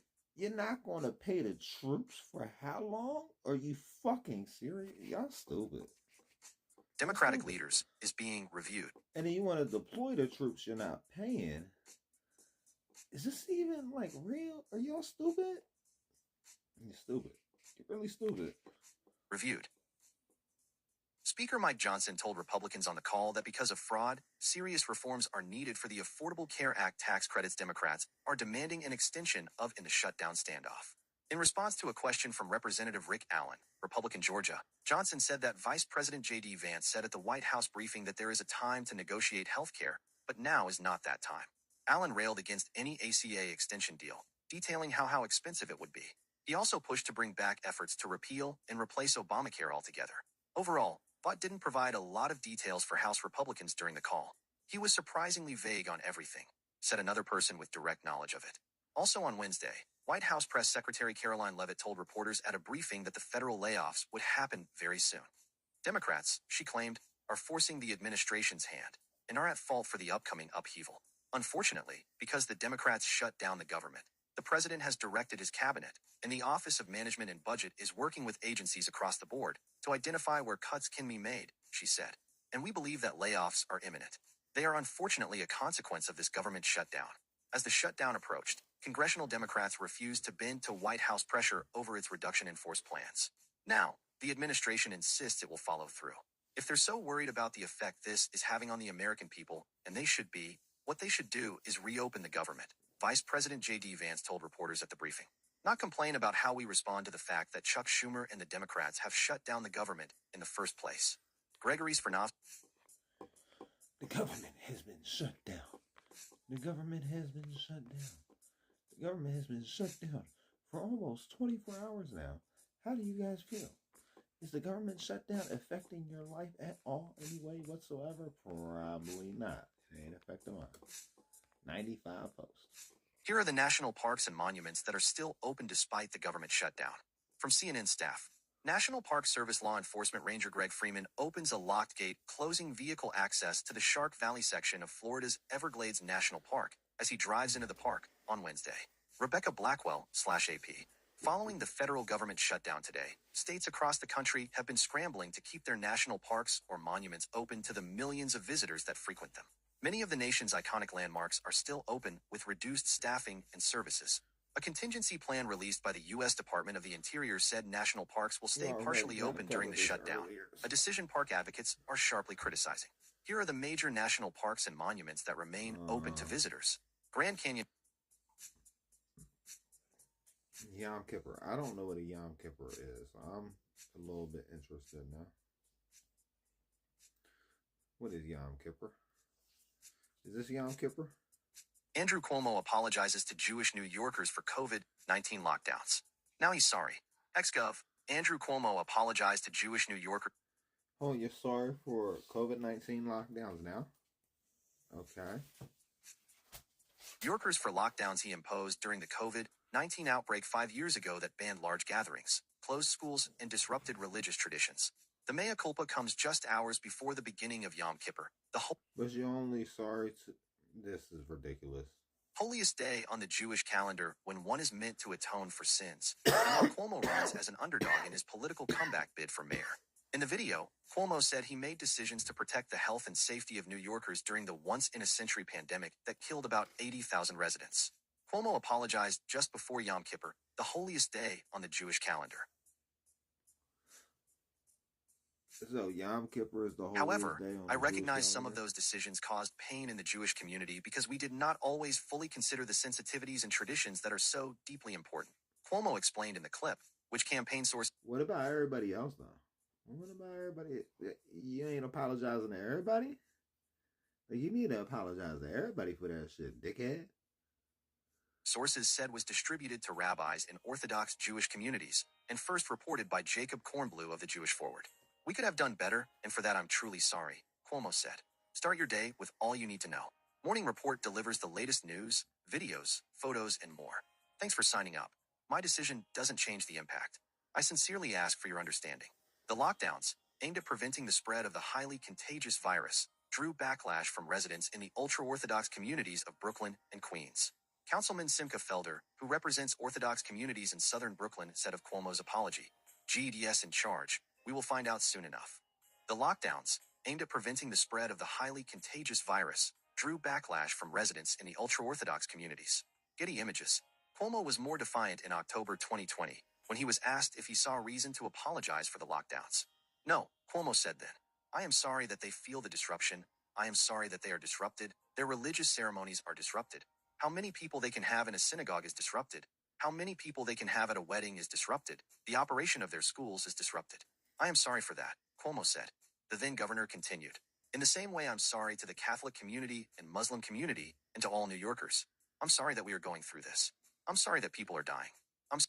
Yeah, well, I wish you would have said sorry to everybody like you said sorry right there. For real. Sorry the state has to impose disruptions on your life. I'm sorry that we had to close your businesses, which may mean you lose your business. Socialist Democratic nominee Zoran Mamdani is leading Cuomo in the polls after defeating him in the June 24th election. Cuomo is now running on the independent Fight and Deliver ballot line, while Curtis Sliwa is the Republican nominee who also is running on a separate animal rights ballot line. Mayor Eric Adams announced on Sunday that he will not. So they running on the animal rights, you know what I mean? Like Karen and the gang gonna have their back, so you already know. The Xbox Game Pass is also trending. Okay, what is trending about Xbox and this Game Pass? I am so confused. I haven't did Xbox in a long time. No, I never did Xbox. Updates to Xbox Game Pass, introducing Essential, Premium, and Ultimate plans. Our goal with Game Pass has been clear: deliver unmatched value, benefits, and a deep library of games for our players. Since launching in 2017, we've steadily grown our subscriber and creator satisfaction. And today, creator participation and player engagement in Game Pass are at an all-time high. They're gonna be like, we just bought Steam, probably. I don't know. They already own that. But we have the opportunity for Game Pass to help more players find the creators and games they love. We know not everyone wants the same thing in their Xbox experience, so we're evolving Game Pass to offer more flexibility, choice, and value to all players. Whether you love day one releases,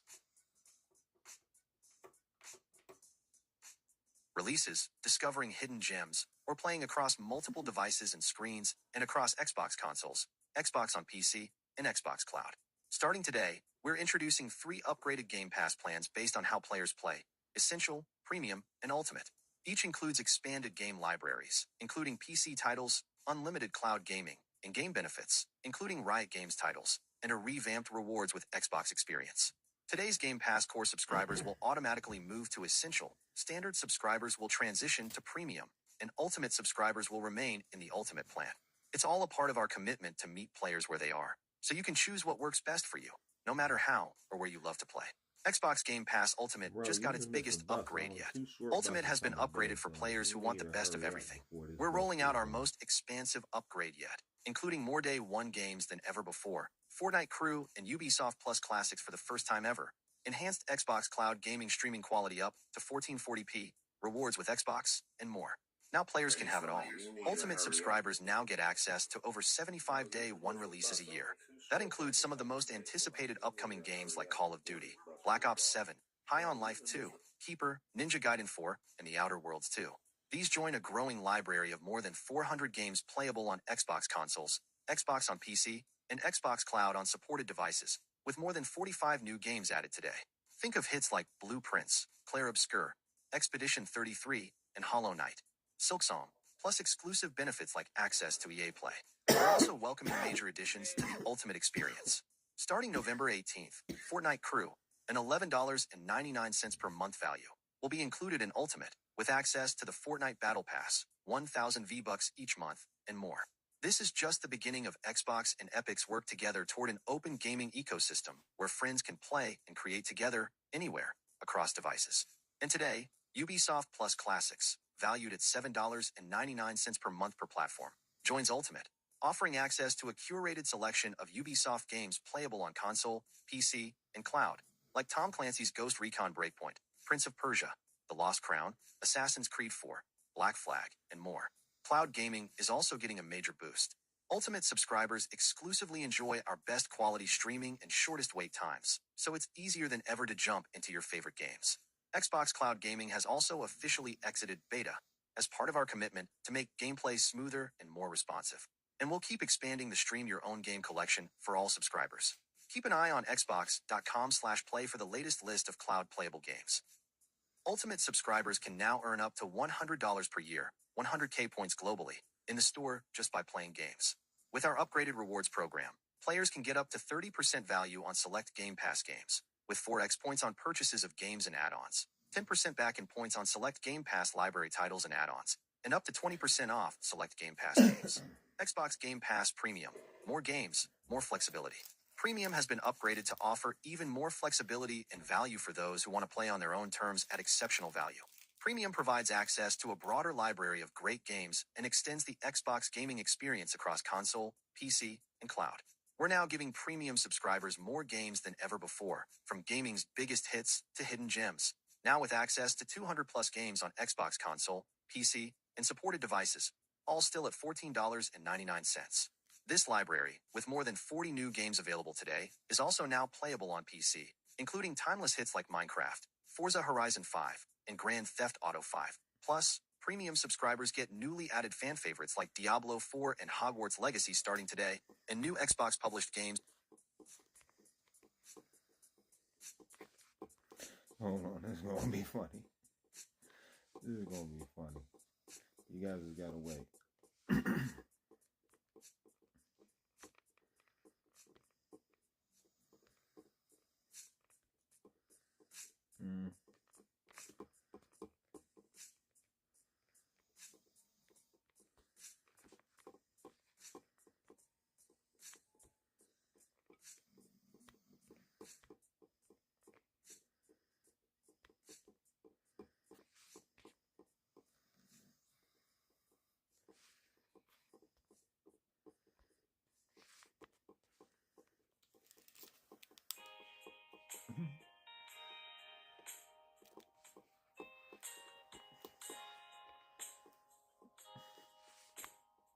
Xbox published games within a year of their launch, excludes Call of Duty titles. Cloud gaming is also expanding in premium. Subscribers now enjoy unlimited cloud gaming, including select games you own, and newly added in-game benefits in some of the biggest games like League of Legends, Call of Duty, Warzone, and Tom Clancy's Rainbow Six Siege X, instantly unlocking cosmetics, characters, and more to enhance your gameplay. Premium also brings new value through rewards with Xbox. Premium subscribers can also get up to $50 per year, 50k points globally, in the store just by playing games, earning 2x points on purchases of games and add-ons, plus 5% back in points on select Game Pass library titles and add-ons. Xbox Game Pass Essential, a great way to get started. Essential is for players who want the essence of everything Xbox. With access to games across console, PC, and cloud, Essential makes it easy to jump in and start playing, whether you're diving into solo adventures or teaming up with friends. Our revamped Essential plan now includes unlimited cloud gaming, online multiplayer, and game benefits and rewards with Xbox, plus a curated catalog of 50-plus games playable on both console and PC. The Essential library is now fully playable on PC, featuring standout titles like Hades, Cities, Skylines, Remastered, Stardew Valley, and Warhammer 40,000, Darktide. You also get unlimited cloud gaming, allowing you to play games, including select games you own, on the devices you choose, giving you more freedom to play your way. Subscribers also get access to in-game benefits in some of the biggest games like League of Legends, Call of Duty, Warzone, and Overwatch 2. And with our rewards with Xbox program, Essential members can earn up to $25 per year, 25k points globally, in the store just by playing. You'll also get points on purchases of games and add-ons. Getting started with the new Xbox Game Pass plans. As we continue to evolve Xbox Game Pass, we're focused on delivering more value, more benefits, and more great games across every plan. Whether you play on console, PC, cloud, or all three, there's a Game Pass option designed to fit your playstyle. With the latest upgrades, Ultimate is now priced at $29.99 per month, reflecting the expanded catalog, new partner benefits, and upgraded cloud gaming experience. Standard subscribers will be upgraded to Premium remaining at $14.99 per month, offering exceptional value for players who want flexibility and access to new Xbox published titles within a year of launch. Core subscribers will be upgraded to Essential remaining at $9.99 per month, providing a curated library, online multiplayer, and cloud gaming for those who want to jump in and start playing. We regularly evaluate exchange rates and market conditions, so pricing may vary by region. For the most up-to-date information on plan features and pricing in your area, visit the plan picker on Xbox.com. To learn more about each plan and find the one that's right for you, head to the Xbox Game Pass site and our Xbox social channels for more details. More games join Xbox Game Pass today. We continue to add more games to Xbox Game Pass. Check out the latest games available starting today below, along with in-game benefits available across each plan. As a reminder, game titles, features, and availability vary over time by region, Game Pass plan, and platform. Learn more about supported regions here. Ultimate, available today. Hogwarts Legacy, Cloud, PC, and Console. Assassin's Creed 2, PC. Assassin's Creed 3 Remastered, Cloud, PC, and Console. Assassin's Creed 4 Black Flag, Cloud, PC, and Console. Assassin's Creed 4 Black Flag, Freedom Cry, PC. Assassin's Creed Brotherhood, PC. Assassin's Creed Chronicles, China, Cloud, PC, and Console. Assassin's Creed Chronicles, India, Cloud, PC, and Console. Assassin's Creed Chronicles, Russia, Cloud, PC, and Console. Assassin's Creed Liberation HD, PC. Assassin's Creed Revelations, PC. Assassin's Creed Rogue Remastered, Cloud, PC, and Console. Assassin's Creed Syndicate, Cloud, PC, and Console. Assassin's Creed The Ezio Collection, Cloud and Console. Assassin's Creed Unity, Cloud, PC, and Console. Child of Light, Cloud, PC, and Console. Far Cry 3, Cloud, PC, and Console. Far Cry 3 Blood Dragon, Cloud, PC, and Console. Far Cry Primal, Cloud, PC, and Console. Hungry Shark World, Cloud, PC, and Console. Monopoly Madness, Cloud, PC, and Console. Monopoly 2024, Cloud, PC, and Console. Oddballers, Cloud, PC, and Console. Prince of Persia The Lost Crown, Cloud, PC, and Console. Rabbids Invasion, the interactive TV show, Cloud and Console. Rabbids, Party of Legends, Cloud, PC, and Console. Rayman Legends, Cloud, PC, and Console. Risk Urban Assault, Cloud and Console. Scott Pilgrim vs. The World, the game, Cloud, PC, and Console. Skull and Bones, Cloud, PC, and Xbox Series XS. South Park, The Stick of Truth, Cloud, PC, and Console. Starlink, Battle for Atlas, Cloud, PC, and Console. Steep, Cloud, PC, and Console. The Crew 2, Cloud, PC, and Console. The Settlers, New Allies, Cloud, PC, and Console. Tom Clancy's Ghost Recon Breakpoint, Cloud, PC, and Console. Tom Clancy's Rainbow Six Extraction, Cloud, PC, and Console. Tom Clancy's The Division, Cloud, PC, and Console. Trackmania Turbo, Cloud, PC, and Console. Transference, Cloud and Console. Trials Fusion, Cloud, PC, and Console. Trials of the Blood Dragon, Cloud, PC, and Console. Trials Rising, Cloud, PC, and Console. Uno, Cloud, PC, and Console. Valiant Hearts, The Great War, Cloud, PC, and Console. Watch_Dogs, Cloud, PC, and Console. Wheel of Fortune, Cloud and Console. Zombie, Cloud, PC, and Console. Premium, available today, also in Ultimate. Nine Kings, Game Preview, PC. Abiotic Factor, Cloud, PC, and Xbox Series XS. Against the Storm, Cloud, PC, and Console. Age of Empires, Definitive Edition, PC. Age of Empires 3, Definitive Edition, PC. Age of Mythology, Retold, Cloud, PC, and Xbox Series XS. Era, History Untold, PC. Arx Fatalis, PC. Back to the Dawn, Cloud, PC, and Console. Battletech, PC. Blacksmith Master, Game Preview, PC. Cataclysmo, PC. Cities, Skylines 2, PC. Crime Scene Cleaner, Cloud, PC, and Xbox Series XS. Deep Rock Galactic, Survivor, Cloud, PC, and Xbox Series XS. Diablo, PC. Diablo 4, PC, and Console. And Elder Scrolls Legends, Battlespire, PC. The Elder Scrolls Adventures, Redguard, PC. Fallout, PC. Fallout 2, PC. Fallout, Tactics, PC. Football Manager 2024, PC. Frostpunk 2, Cloud, PC, and Xbox Series XS. Halo, Spartan Strike, PC. Hogwarts Legacy, Cloud, PC.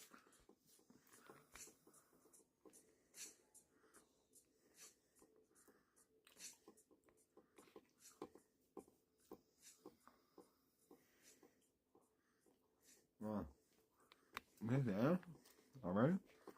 No, what? I wasn't trying it earlier. Sports player.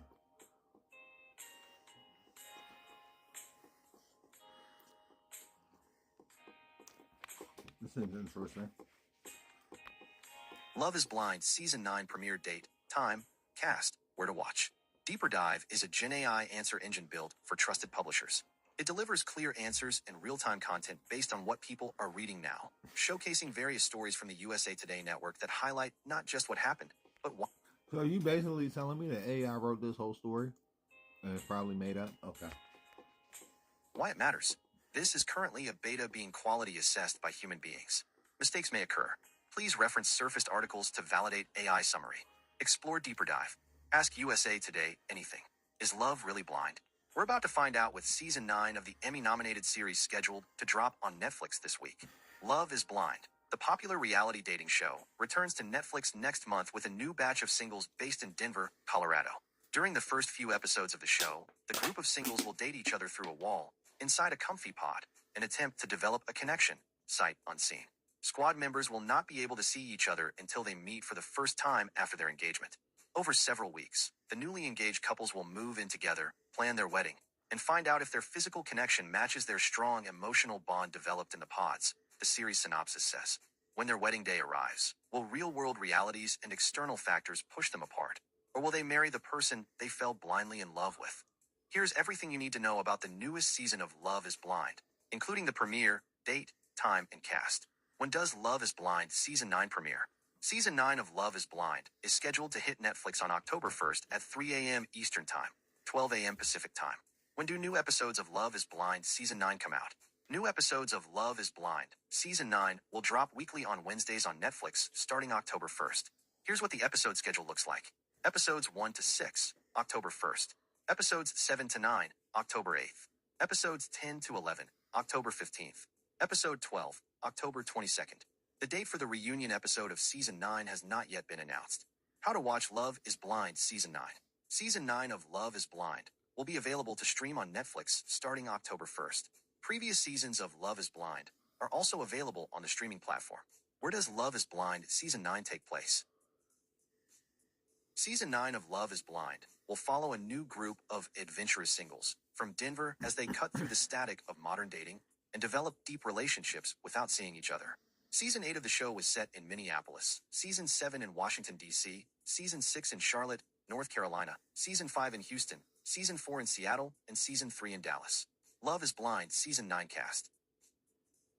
Season 9's Pod Squad includes singles between the ages of 27 and 41 per Netflix. Among them is a championship poker player, a former COVID crisis nurse, a single father, and a couple of avid concert goers. Netflix added that the group includes a lot of Aries women and many Gemini men. Here's who is a part of the Pod Squad and their ages. Women. Molly, 29, nurse. Anastasia, 29, nurse. Anna, 28, hairstylist. Annie, 31, hair salon owner.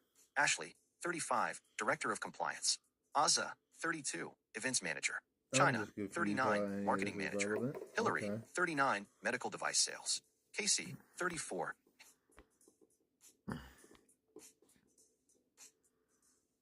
Is this from that earlier? What the fuck's going on right here? Vance laughs off fake video of Hakeem Jeffries. I think it's funny. President Trump posted the video meme, which Representative Hakeem Jeffries called racist and bigoted. Vice President J.D. Vance said the president was joking, and we're having a good time. Vice President J.D. Vance at the White House on Wednesday. He characterized a video that depicted Representative Hakeem Jeffries, who is black, as Mexican, as making light of policy differences. Credit, Doug Mills / The New York Times. Vice President J.D. Vance on Wednesday laughed off an AI-generated video that President Trump shared on social media, saying the president was joking when he posted a meme of Representative Hakeem Jeffries, the House Minority Leader, with a fake mustache and a sombrero. Mr. Jeffries has said the video was racist and bigoted. Asked for his response to that, Mr. Vance said, "I don't even know what that means."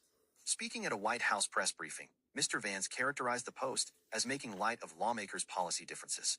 The video, which was posted on Monday and falsely accuses Democrats of trying to give free health care to undocumented immigrants, depicts Mr. Jeffries, who is black, as Mexican, with mariachi music playing in the background. "Oh, I think it's funny," Mr. Vance said. "The president's joking, and we're having a good time.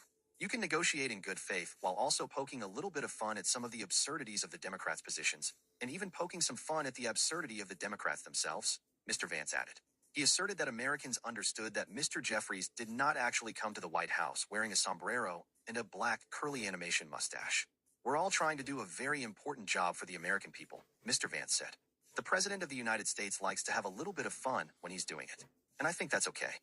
The day after Mr. Trump posted the video, Mr. Jeffries condemned it as racist and challenged Mr. Trump to insult him in I've never heard him call a president a mister, though. I'm just saying.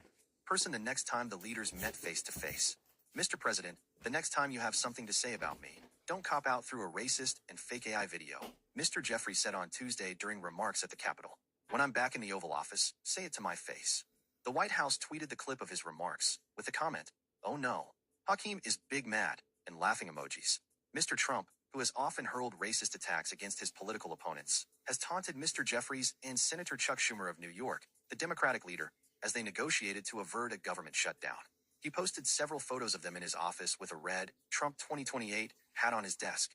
On Tuesday evening, as it became clear the government was barreling toward a shutdown, Mr. Trump posted another video of Mr. Jeffries with a fake mustache and sombrero. That video featured a television interview of Mr. Jeffries during which he condemned the original meme as disgusting. As Mr. Jeffries went on to assert that bigotry will get you nowhere, an AI-generated mariachi band, all of whose members had Mr. Trump's face, appeared and played music over his words. Mr. Vance joked that there was one way to make the memes stop. I mean, I'll tell Hakeem Jeffries right now. I make this solemn promise to you that if you help us reopen the government, the sombrero memes will stop, Mr. Vance said. And I've talked to the President of the United States about that. Yeah, that's fucking goofy. That's fucking goofy. That is fucking goofy.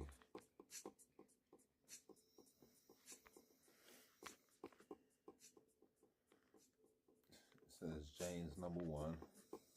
Who the fuck is Jane? I don't know who Jane is. Oh.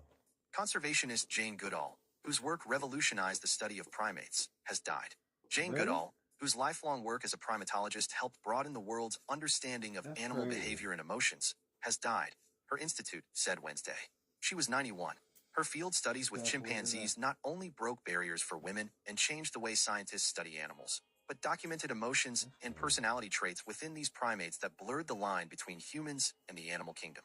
She passed away due to natural causes in California during a speaking tour in the United States, according to her institute.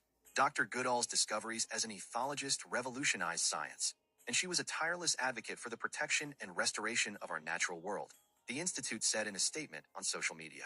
Goodall was appointed Dame of the British Empire in 2004 and awarded the U.S. Presidential Medal of Freedom in 2025.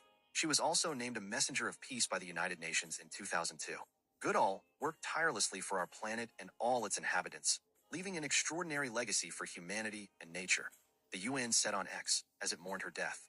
Goodall arrived in Tanzania's Gom Stream Chimpanzee Reserve in 1960 at the request of her boss, renowned anthropologist and paleontologist Dr. Louis Leakey. There, the 26-year-old who had long been fascinated with Africa and its animals, but had no formal higher education, began her groundbreaking work observing and studying these intellectual primates in their natural habitat. At first, the chimps ran away from her. They'd never seen a white ape before, Goodall told Deepak Chopra in 2019. That all changed when she met an older chimp she named David Greybeard. After following David through the forest, she offered him a palm nut. He took the nut, he dropped it, but very gently squeezed my fingers, Goodall recalled. That's how chimpanzees reassure each other. So in that moment, we communicated in a way that must have predated human language. Living among the chimpanzees in Gom, Goodall discovered that chimps ate meat and not only used tools, but made them too.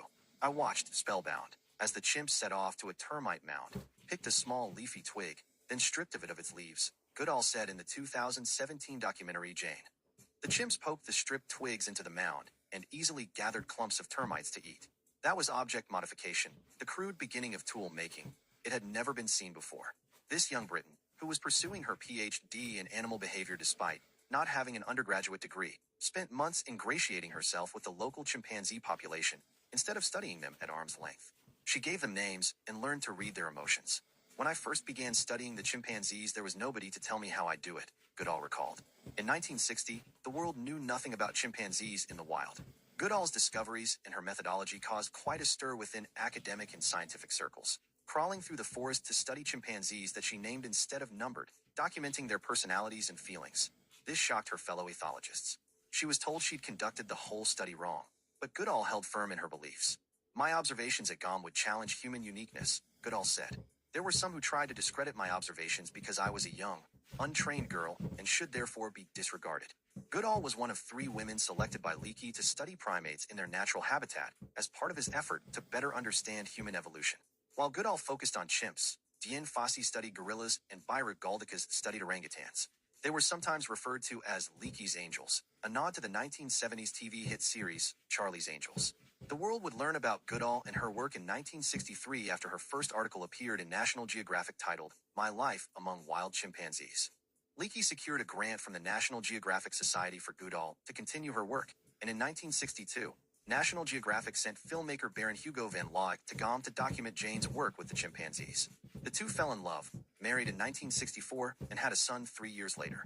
Goodall earned her doctorate in ethology, the study of animal behavior, from Cambridge University in 1965, and that same year she and Van Laak established the Gom Stream Research Center. To this day, the small forest of Gom on the banks of Lake Tanganyika is home to the longest, most detailed study of an animal in its natural habitat anywhere in the world. A budding scientist. Born in London, Goodall says her fascination with animal behavior was sparked when her mother took her to visit a country farm when she was 4.5 years old.